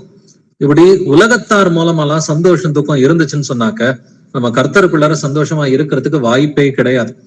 அத்தி மரம் துளிர் விடாமல் போனாலும் கர்த்தருக்குள்ளார மகிழ்ச்சியா இருக்க முடியுமா? திராட்சை செடிகளில் பலன் உண்டாகாமற் போனாலும் என் இரட்சிப்பின் தேவனுக்குள் களி கூறுவேன் அப்படின்னு சொல்ல முடியுமா? ஒலிவ மரத்தின் இந்த பணம் வந்தாலும் சரி வராட்டியும் சரி நான் இயேசு கிறிஸ்துவுக்குள்ளார மகிழ்ச்சியா இருப்பேன் நம்மளால சொல்ல முடியுமா? ஒரு பணத்தை நீங்க எதிர்பார்த்துட்டு இருக்கிறீங்க, அது வந்தாலும் சரி வராட்டியும் சரி நான் இயேசுவுக்கு உண்மையாதான் இருக்க போறேன், எப்பொழுதும் சந்தோஷமா தான் இருக்க போறேன். என் சந்தோஷத்தை இந்த பணமோ இல்ல வந்துட்டு இந்த ஒரு விஷயமோ இல்ல நான் ஒரு எதிர்பார்க்கிற ஒரு ப்ரமோஷனோ இதெல்லாம் தீர்மானிக்க முடியாதுப்பா. எனக்கு சந்தோஷமும் துக்கமும் கர்த்தர் மட்டும்தான். நான் கர்த்தருக்கு கீழ்ப்படிஞ்சாக்க நான் சந்தோஷமா இருப்பேன். அது என்ன இருந்தாலும் சரி, என்ன இல்லாமல் போனாலும் சரி, நான் கர்த்தருக்குள்ளார சந்தோஷமா இருப்பேன்னு சொல்லி முடிவெடுக்க முடியுமா?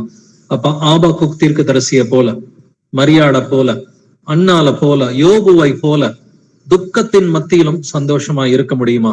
இருந்தாக்க சங்கீதம் 37:11 சொல்லுது, சாந்த குணம் உள்ளவர்கள் பூமியை சுதந்தரித்து மிகுந்த சமாதானத்தினால் மனமகிழ்ச்சியாயிருப்பார்கள். உங்களுக்கு இயேசு கிறிஸ்துவின் வருகையில வந்துட்டு மிகுந்த சமாதானமும் மனமகிழ்ச்சியும் இருக்கணும்னாக்க முதல்ல சாந்த குணத்தோட இருங்க. யாரு என்ன ஏமாத்தினாலும் மன்னிக்கிறதுக்கு பழகுங்க. உங்களுடைய துக்கமும் சந்தோஷமும் நீங்க கீழ்ப்படுகிறீங்களா இல்லையா இதை பொறுத்துதான் இருக்கணும். மத்தவங்க கீழ்ப்படுகிறாங்களா இல்லையா இதை வச்செல்லாம் நம்முடைய துக்கம் இருக்கக்கூடாது. மத்தவங்க கீழ்ப்படிஞ்சா நான் சந்தோஷப்படுவேன், மத்தவங்க கீழ்ப்படியலைன்னா நான் துக்கப்படுவேன், இப்படி எல்லாம் இருக்கக்கூடாது. நான் வந்துட்டு எதிர்பார்க்கிற மாதிரி மத்தவங்க நடந்துகிட்டாக்க நான் சந்தோஷமா இருப்பேன், நான் எதிர்பார்க்கிற மாதிரி மத்தவங்க நடந்துக்கலைன்னா நான் துக்கமா இருப்பேன். இப்படிப்பட்டவர்களுக்கு சந்தோஷம்ன்றத நம்ம மறந்துடலாங்க. நம்முடைய சந்தோஷமும் துக்கமும் கர்த்தரை சார்ந்து இருக்க வேண்டும். கீழ்ப்படிஞ்சா சந்தோஷப்படுங்க, கீழ்ப்படியலைன்னா துக்கப்பட்டுக்குங்க. சங்கீதம் 149 2வது வசனம் சொல்கிறது, இஸ்ரவேல் தன்னை உண்டாக்கினவரில் மகிழவும் சீயோன் குமாரர் தங்கள் ராஜாவில் களிகூறவும் கடவர்கள். நீங்க யாருகிட்ட சந்தோஷப்படணும்? இயேசு கிறிஸ்து கிட்ட தாங்க சந்தோஷமா இருக்கணும். உங்களுடைய துக்கமும் சந்தோஷமும் கர்த்தரை சார்ந்து இயேசு கிறிஸ்துவை சார்ந்து இருக்கணும்.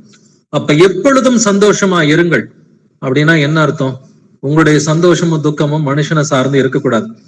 அப்ப ஆபீஸ்ல ஒரு ப்ரமோஷன் வந்தா எனக்கு சந்தோஷம், வரலைன்னா எனக்கு துக்கம். இல்ல நான் எதிர்பார்த்த பணத்தை ஒருத்தர் கொடுத்தாருன்னா எனக்கு சந்தோஷம், கொடுக்கலன்னா எனக்கு துக்கம். நான் எதிர்பார்த்ததை இவர் செஞ்சாருன்னா எனக்கு சந்தோஷம், செய்யலைன்னா எனக்கு துக்கம். இப்படி எல்லாம் இருந்தாக்கா நம்ம இன்னும் வசனத்தை பழகவே இல்லைன்னு அர்த்தம். இன்னும் வந்துட்டு நம்ம எல்கேஜில இருக்கிற மாதிரிதான் அர்த்தம்.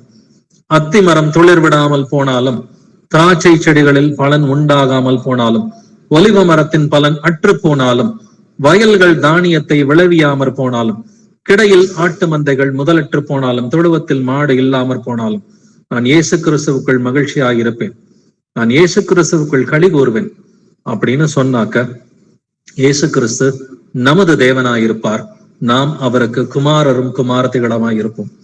அப்ப நீங்க என்ன ஜெபிச்சாலும் கர்த்தர் கேட்பாருங்க, கர்த்தர் கூர்ந்து கவனிப்பார் என்று வேதம் சொல்கிறது. அப்ப எப்பொழுதும் சந்தோஷமா இருக்க பழகுங்க. நம்மை நாமே நிதானித்து அறிவோம். இது வரைக்கும் சந்தோஷமா இல்லையா? உங்களோட ஜெபத்துல எல்லாம் நீங்க சந்தோஷமா ஜெபிக்கிறீங்களா? நன்றியோட நம்ம இருக்கிறோமா? கொஞ்சம் யோசிச்சு பாருங்க. ஜெபத்துல சந்தோஷமா இருக்கிறோமா? குடும்பத்துக்குள்ளார சந்தோஷமா இருக்கிறோமா? பர்சனலா ஹாப்பியா இருக்கிறீங்களா? கொஞ்சம் யோசிச்சு பாருங்க. தனிப்பட்ட முறையில சந்தோஷமா இருக்கிறீங்களா? இல்ல திடீர்னு யாரையாவது பார்க்கும் பொழுது நினைக்கும் பொழுது உங்களுக்கு கோபம் வந்துட்டு தலைக்கு மேலே ஏறுதான்? எப்பொழுதும் சந்தோஷமா இருங்கள், இடைவிடாமல் ஜெபம் பண்ணுங்கள். இடைவிடாமல் ஜெபம் பண்ணுகிற பிள்ளைகளா இருந்தா சந்தோஷமா இருக்க முடியும். சந்தோஷம் உள்ளவர்களாய் நீங்கள் களி கூர்ந்து உங்கள் விசுவாசத்தின் பலனாகிய ஆத்ம ரட்சிப்பை அப்பொழுதுதான் அடைய முடியும். சந்தோஷமா இருந்து கர்த்தருக்குள்ளார களி கூர்ந்தா மட்டும்தான் ஆத்ம ரட்சிப்பு நமக்கு உண்டுங்க. அப்ப கர்த்தருக்குள் களி கூறுவதுன்னா என்ன அர்த்தம்? வேதத்தில் மகிழ்ச்சியா இருப்பது, வேதத்தில் இருக்கிற கர்த்தருடைய கட்டளைகளுக்கு மகிழ்ச்சியா கீழ்ப்படிவது. அப்ப சந்தோஷமா இவ்வளவு நாள் கீழ்ப்படிஞ்சிருக்கிறோமா? இல்ல வேற வழியே இல்ல, ஞாயிற்றுக்கிழமை வந்துருச்சு, நம்ம போய் தான் ஆகணும், போகலன்னா யாராவது 2 பிரதர்ஸ் வந்து நம்மள கேள்வி கேட்பாங்க அப்படின்னு துக்கத்தோட நம்ம செய்கிறோமா? இல்ல பைபிள் படிக்கிற நேரம் வந்துருச்சு, ஜெபிக்கிற நேரம் வந்துருச்சு, இல்லாட்டினா யாராவது நம்ம வீட்டுல நம்மள கேள்வி கேட்பாங்க, நம்ம அப்பா நம்மள கேள்வி கேட்பாங்க, இல்ல கணவர் நம்மள கேள்வி கேட்பாரு, மனைவி நம்மள கேள்வி கேட்பாங்க, அதனால அந்த படிக்கிற 2 அதிகாரத்தை படிச்சிருவோமே அப்படின்னு சொல்லி ஒரு கடமைக்காக பைபிள் படிக்கிறோமா? கடமைக்காக ஜெபிக்கிறோமா? இல்ல மனமகிழ்ச்சியோடு சந்தோஷமா பைபிள் படிக்கிறோமா? மனமகிழ்ச்சியோடு சந்தோஷமா தனிப்பட்ட ஜெபம் செய்கிறோமா? மனமகிழ்ச்சியோட ஃபேமிலியா உட்காந்து பைபிள் ஸ்டடி பண்றோமா? மனமகிழ்ச்சியோட ஃபேமிலியா உட்காந்து நம்ம ஜெபிக்கிறோமா? மனமகிழ்ச்சியோட சபையாக சேர்ந்து வேதத்தை ஆராய்கிறோமா? மனமகிழ்ச்சியாக சபையோடு சேர்ந்து நம்ம ஜெபிக்கிறோமா? நம்மை நாமே நிதானித்து அறிவோம். Praise Lord brothers and sisters, ஒரு ஜெபத்தோட நிறைவு செய்யலாம். எங்கள் கர்த்தராகிய இயேசுவே, எங்கள் அப்பா தந்தையே, உம்மை போற்றுகிறேன், உம்மை புகழுகிறேன், உம்மை வாழ்த்தி வணங்கி உம்மை ஆராதிக்கிறேன், உம்மை துதிக்கிறேன், உமக்கு நன்றி செலுத்துகிறேன், உமக்கு ஸ்தோத்திரம் செலுத்துகிறேன். ஆண்டவரே, எங்கள் கர்த்தராகிய இயேசுவே, நீர் நல்லவர், வல்லவர், பரிசுத்தர், தூயவர், நீர் இரக்கம் உள்ளவர், நீர் சாந்தம் உள்ளவர், நீர் நீதி உள்ளவர், துதியும் கனமும் மகிமையும் வல்லமையும் என்றென்றும் உடையது.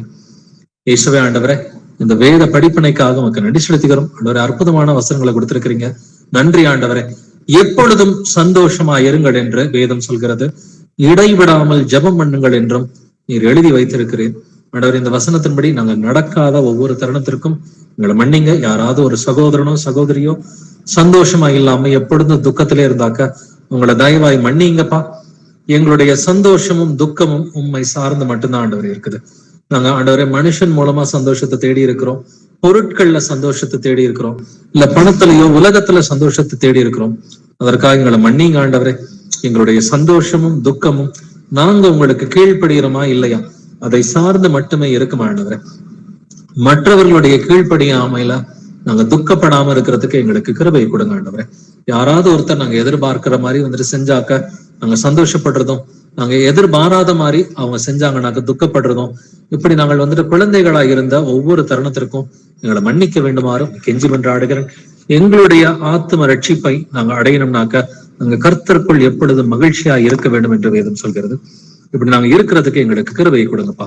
கர்த்தருக்குள் பூரிப்பாய் மகிழுகிறேன் என்று வேதம் சொல்கிறது. என் தேவனுக்குள் என் ஆத்மா களி கூறுகிறது. அவர் ரட்சிப்பின் வஸ்திரங்களை எனக்கு உடுத்தி நீதியின் சால்வையை எனக்கு தரித்தார் என்று வேதத்தில் எழுதியிருக்கிறபடி நாங்கள் எல்லோருமே இந்த வசனத்தை கேட்ட ஒவ்வொரு ஆத்மாவும் அவர்களுடைய குடும்பத்தார் அனைவருமே ஆண்டவரே ரட்சிப்பின் வஸ்திரங்களை உடுத்திக் கொள்வதற்கு எங்களுக்கு கிருபையை கொடுங்கப்பா. நீதியின் சால்வையை ஆண்டவரை நீர் எங்களுக்கு தரிப்பிக்கிறதுக்கு எங்களுக்கு கிருபை தர வேண்டுமா கெஞ்சி மன்றாடுகிறோம். உடைய வருகைக்கு நாங்கள் காத்திருக்கிறோம். இயேசு கிறிஸ்துவே, நீரே எங்களுடைய தேவன், உமக்காக நாங்கள் காத்திருந்தோம். ஆண்டவரை நீர் எங்களை ரட்சிப்பீர் என்று நாங்கள் காத்திருக்கிறோம். ஆண்டவரை நீரே கர்த்தர், உமக்காக நாங்கள் காத்திருக்கிறோம். ஆண்டவருடைய ரட்சிப்பினால் களி கூர்ந்து மகிழுகிறோம் என்று எசையா 25:9 சொல்கிறது போல ஆண்டவருடைய வருகைக்காக நாங்கள் பரிசுத்தத்தோடு காத்திருப்பதற்கு எங்களுக்கு கிருபையை கொடுங்க ஆண்டவரே. பரிசுத்தவான்கள் மகிமையோட களி கூர்ந்து தங்கள் படுக்கையின் மேல் கம்பீரிப்பார்கள் என்று வேதத்தில் எழுதியிருக்கிறபடி நாங்கள் ஆண்டவரே மரித்த பரிசுத்தவான்கள் சீக்கிரமாக அவர்கள் உயிர்த்தெழ வேண்டும் என்று நாங்கள் காத்திருக்கிறோம். ஆண்டவரே, மரித்த ஆதாம் ஏவாளா இருக்கட்டும், ஆபிரகாம், ஈசாக்கு, யாக்கோபு, ஆண்டவரே முன்னோர்கள் எவ்வளவு பேர் விசுவாசத்தோடு மரித்தவர்கள் இருக்கிறாங்க. அந்த ஆண்டவரே முழு குடும்பத்தையும் பார்ப்பதற்கு நாங்கள் ஆவலோடு காத்து கொண்டிருக்கிறோம். எங்களை தொடர்ந்து பலப்படுத்துங்க. அத்திமரம் தொழில் விடாமல் போனாலும், திராட்சை செடிகளில் பலன் உண்டாகாமல் போனாலும், ஒளிவ மரத்தின் பலன் அற்று போனாலும் நாங்கள் மகிழ்ச்சியா இருப்பதற்கு எங்களுக்கு கிருபையை கொடுங்க ஆண்டவரே. வயல்கள் தானியத்தை விளைவியாமற் போனாலும், கிடையில் ஆட்டு மந்தைகள் முதலற்று போனாலும், தொழுவத்தில் மாடு இல்லாமல் போனாலும், நாங்கள் இயேசு கிறிஸ்துவுக்குள் மகிழ்ச்சியா இருப்பதற்கு எங்களுக்கு கிருபையை கொடுங்கப்பா. இயேசு கிறிஸ்துவுக்குள் நாங்கள் களி கூறுவதற்கு, சந்தோஷத்தோடு உடைய கட்டளைகளுக்கு நாங்கள் கீழ்ப்படிவதற்கு எங்களுக்கு கிருபையை கொடுங்க. வசனமாயும் அல்ல, கட்டாயமாயும் அல்ல, நாங்கள் மனமகிழ்ச்சியோடு சந்தோஷத்தோடு எங்கள் கர்த்தராகிய இயேசுவை உமக்கு நாங்கள் கீழ்ப்படிந்து, ஆண்டவருடைய வருகை மட்டும் நாங்கள் பரிசுத்தவான்களாக இருந்து உடைய வருகையின் போது ரட்சிப்பை சுதந்திரித்துக் கொள்ள வேண்டும் என்று எங்கள் ஒவ்வொருவருமே கர்த்தராகிய இயேசு கிறிஸ்துவின் நாமத்தினாலே ஆசீர்வதிக்கிறேன். எங்கள் கர்த்தராகிய இயேசு கிறிஸ்துவை நீர் சீக்கிரமா இந்த பூமிக்கு வாரும் ஆண்டவரே. உடைய வருகைக்கு முன்னாடி எங்களை பலப்படுத்துங்க, எங்களை சீர்படுத்துங்க, எங்களை ஆண்டவரை ஸ்திரப்படுத்துங்க. துதிகன மகிமையெல்லாம் இயேசுவை ஒருவருக்கே உண்டாவதாக. இந்த ஜெபங்களை என்னுடைய கர்த்தராகிய இயேசு கிறிஸ்துவின் மகா பரிசுத்த நாமத்தால் ஏறெடுக்கிறேன். ஜீவனுள்ள எங்கள் நல்ல பிதாவே, ஆமென், ஆமென். Praise the lord. பிரதர், நான் வசந்தா பேசுறேன். சொல்லுங்க சிஸ்டர். எங்க வீட்டுல வர 31ஆம் தேதி கூடுக வைக்கிறோம். அதுக்காக பிரேயர் பண்ணணும் பிரதர். ஏதோ ஒரு தடைகள் வராதபடிக்கு. கண்டிப்பா சிஸ்டர், ஜெபிக்கலாம். இயேசுவே ஆண்டவரே, ஆண்டவரே அங்கே கூடுகிற எல்லா சீஷர்களையும், தூத்துக்குடியிலையும், நாகர்கோயிலையும், ஆண்டவரே கன்னியாகுமரி மாவட்டத்திலையும், திருநெல்வேலியிலையும் வந்துட்டு இருக்கிற ஆண்டவரே அங்க பக்கத்துல தென்காசியிலிருந்து வருகிற எல்லா சீஷர்களையும் கர்த்தராகிய இயேசுவின் நாமத்தினால் ஆசீர்வதிக்கிறேன். இந்த கூடுகையில எந்த தடையும் வராதபடிக்கு நீங்க ஆண்டவரை பாதுகாத்துக் கொள்ளுங்க. இந்த கூடுகைக்கு விரோதமாக செயல்படுகிற எல்லா அசுத்தாவிகளையும் இயேசு கிறிஸ்துவின் நாமத்தினாலே நாங்கள் கடிந்து நிர்மூலமாக்குகிறோம். ஆண்டவரை நீங்க ஆண்டவரே செய்தி கொடுக்கிற தாசனை மறைத்து ஆவியானவரை நீங்க வெளிப்படுங்க. நீங்க தொடர்ந்து ஆண்டவரே சபையாருக்கு என்ன செய்தி வேணுமோ ஆவியானவரை நீங்க அந்த செய்தியை வந்துட்டு கொடுங்கப்பா.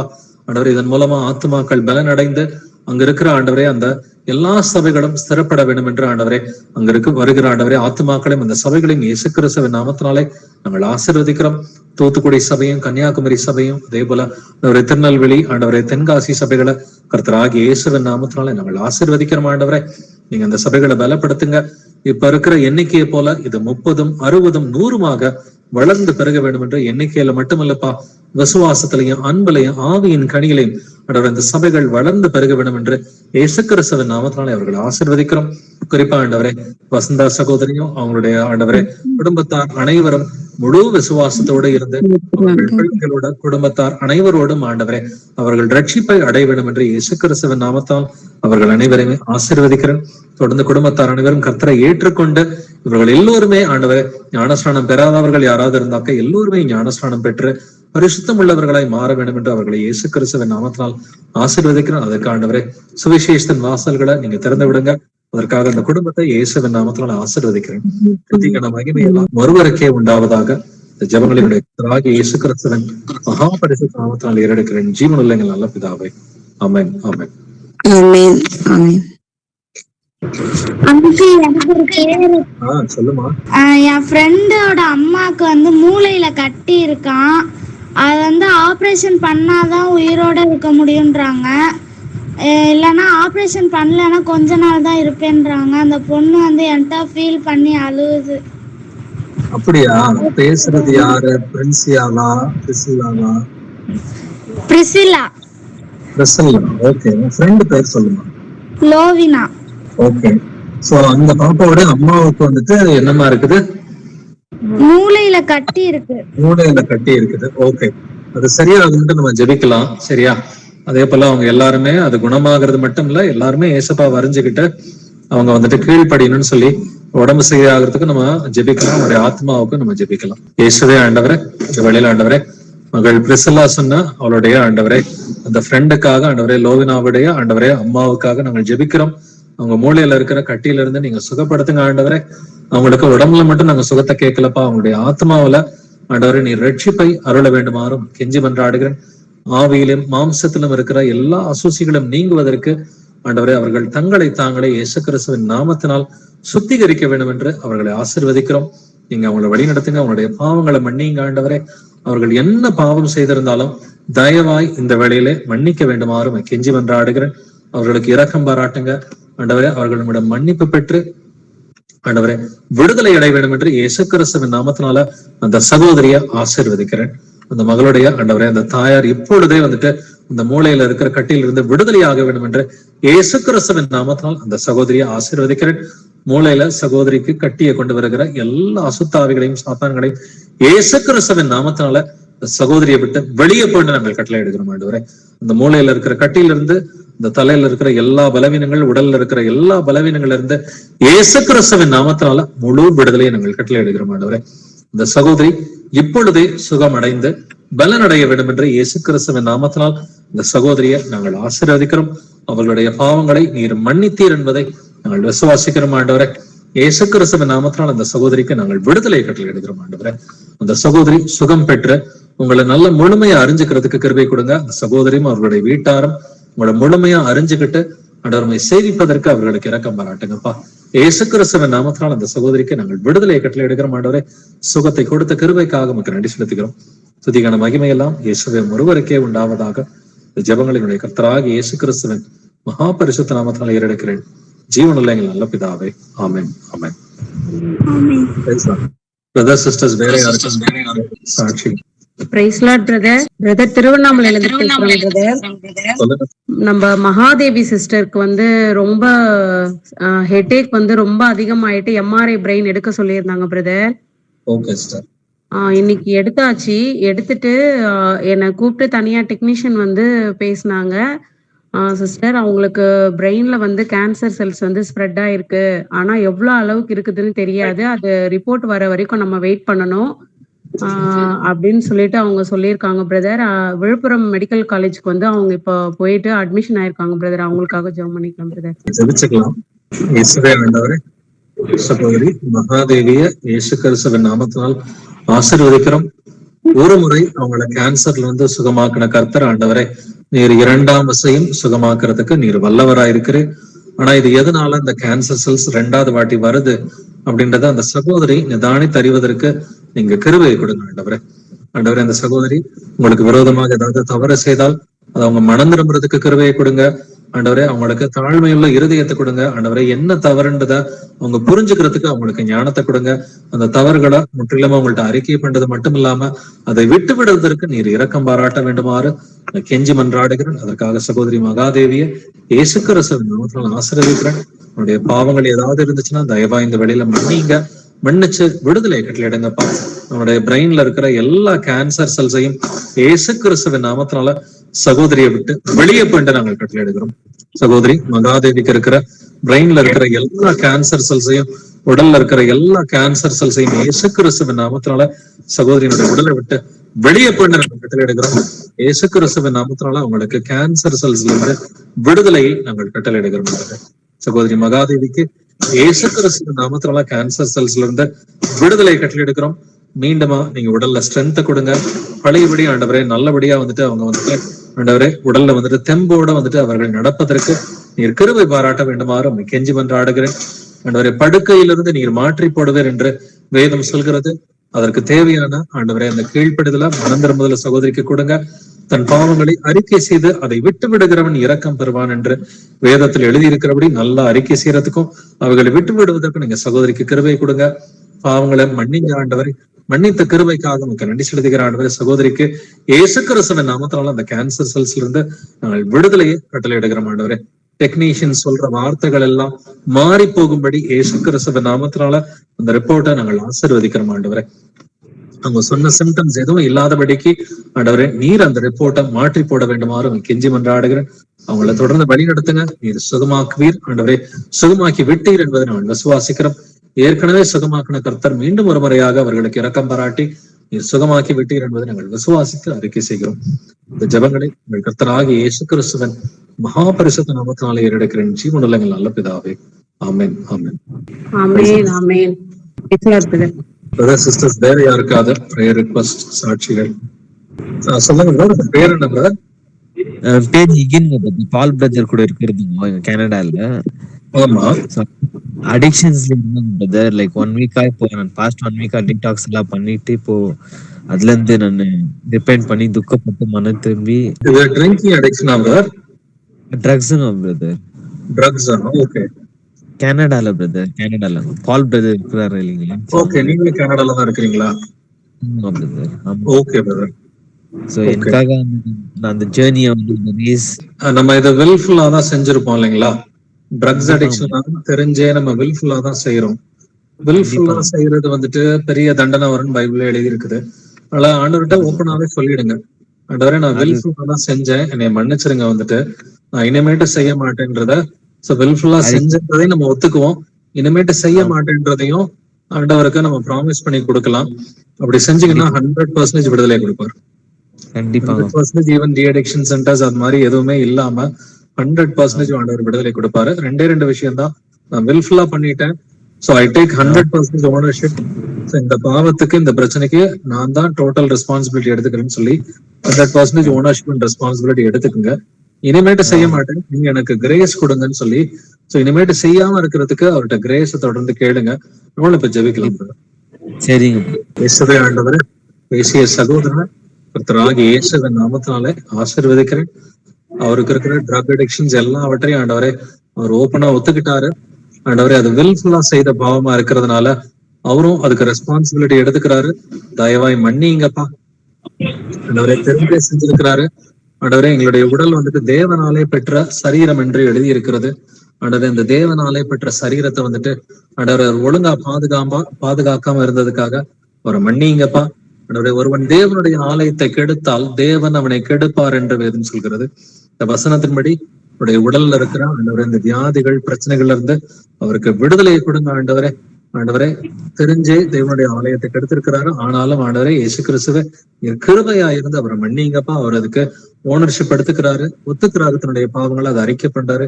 இனிமேட்டு செய்ய மாட்டேன்னு சொல்லி ஆண்டவரே அவர் உங்கள்ட்ட ஜெபிச்சிருக்கிறாரு. ஆண்டவரே இனிமேட்டு அந்த பாவத்தை மேற்கொள்றதுக்கு நீங்க கிருபையை கொடுங்க ஆண்டவரே. முற்றிலுமா அதை விடுறது மட்டுமில்ல, அதை கம்ப்ளீட்டா மேற்கொண்டு பரிசுத்தமாய் வாழ்வதற்கு அவருக்கு அதிகமான கிரேஸை கொடுங்க. அதற்காக அவரை இயேசு கிறிஸ்துவின் நாமத்தினால ஆசீர்வதிக்கிறேன். இந்நாள் வரைக்கும் அவரை இந்த ட்ரக்ஸுக்குரிய அடிக்ஷன்ல வச்சிருந்த எல்லா அசுத்தாவிகளையும் இயேசு கிறிஸ்துவின் நாமத்தினால சகோதரனை விட்டு வெளியே போயிட்டு கட்டளை எடுக்கிறேன். சகோதரனை இந்த ட்ரக்ஸ்குரிய அடிக்ஷன்ல வச்சிருந்த அசுத்தாவிய சாத்தானே, உனக்கு இயேசு கிறிஸ்துவின் நாமத்தினால கட்டளை எடுக்கிறேன். சகோதரனை விட்டு வெளியே போ, இனி திரும்பி வராது. ட்ரக்ஸ் அசுத்தாவியே, உனக்கு இயேசு கிறிஸ்துவின் நாமத்தினால கட்டளை எடுக்கிறேன். சகோதரனை விட்டு இப்பொழுதே வெளியே போ, இனி திரும்பி வராது. சகோதரனை இயேசு கிறிஸ்துவின் நாமத்தினால ஆசீர்வதித்து பாதுகாக்கிறேன். ட்ரக்ஸ்ல மட்டும் இல்லாம ஆண்டவரே எல்லா பாவங்கள்ல இருந்து இயேசு கிறிஸ்துவின் நாமத்தினால நாங்கள் பாதுகாக்கிறோம். இந்த சகோதரனோட கூட இருங்க. பரிசுத்தமாய் வாழ்வது எப்படின்றது சகோதரனுக்கு நீங்க கற்றுக் கொடுங்க ஆண்டவரே. நல்லா கம்ப்ளீட்டா மனம் திரும்பி ஆண்டவரே நல்லா வந்துட்டு சீக்கிரமா ஆண்டவரே எல்லா பாவங்களையும் விட்டு ஒழிச்சிட்டு ஞானஸ்நானம் எடுத்து புது சிருஷ்டியாய் அவர் மாறுவதற்கு நீங்க கிருபையை கொடுங்க. ரெகுலரா கேதரிங் பண்றதுக்கு நல்ல புது சிருஷ்டியாய் மாறி தன்னுடைய விடுதலைக்குரிய சாட்சிய அநேகருக்கு சொல்லி அநேகரை கர்த்தர் பக்கம் ஈர்க்கிற மகனாய் இருக்க வேண்டும் என்று சகோதரனை இயேசுவின் நாமத்தில் நான் ஆசீர்வதிக்கிறேன். என்னுடைய பாவங்களை இந்த வேளையில மன்னிங்க, மன்னித்தீர் என்பதை நாங்கள் விசுவாசிக்கிறோம் ஆண்டவரே. சகோதரனுக்கு இந்த ட்ரக்ஸ்ல இருந்து இயேசு கிறிஸ்துவின் நாமத்தால் முழு விடுதலையை நாங்கள் கட்டளை இடுகிறோம் ஆண்டவரே. கர்த்தனாகிய இயேசு கிறிஸ்துவின் மகா பரிசுத்த நாமத்தினால சகோதரனுக்கு இந்த ட்ரக்ஸ்ல இருந்து முழு விடுதலையை நாங்கள் கட்டளை எடுக்கிறோம். நீங்க அவர் மேல கிருபையாக இருந்து தொடர்ந்து கரம் பிடித்து உடைய வருகை மட்டும் நீங்க வழி நடத்துங்கப்பா. இந்த ஜெபங்களை நீங்க கர்த்தராகிய இயேசு கிறிஸ்துவின் மகா பரிசுத்த நாமத்தால் ஏறெடுக்கிறேன் ஜீவனுள்ள எங்கள் நல்ல பிதாவே, ஆமென். பிரதர் சிஸ்டர்ஸ், வேற யாருக்காவது பிரேயர் ரிக்வெஸ்ட் சாட்சிகள்? ஓகே, இதுக்கு மேல யாருக்கும் பிரேயர் ரிக்வெஸ்ட் இல்லைன்னா இதோட பைபிள் ஸ்டடியை நிறைய செஞ்சுக்கலாம். Praise Lord brothers and sisters.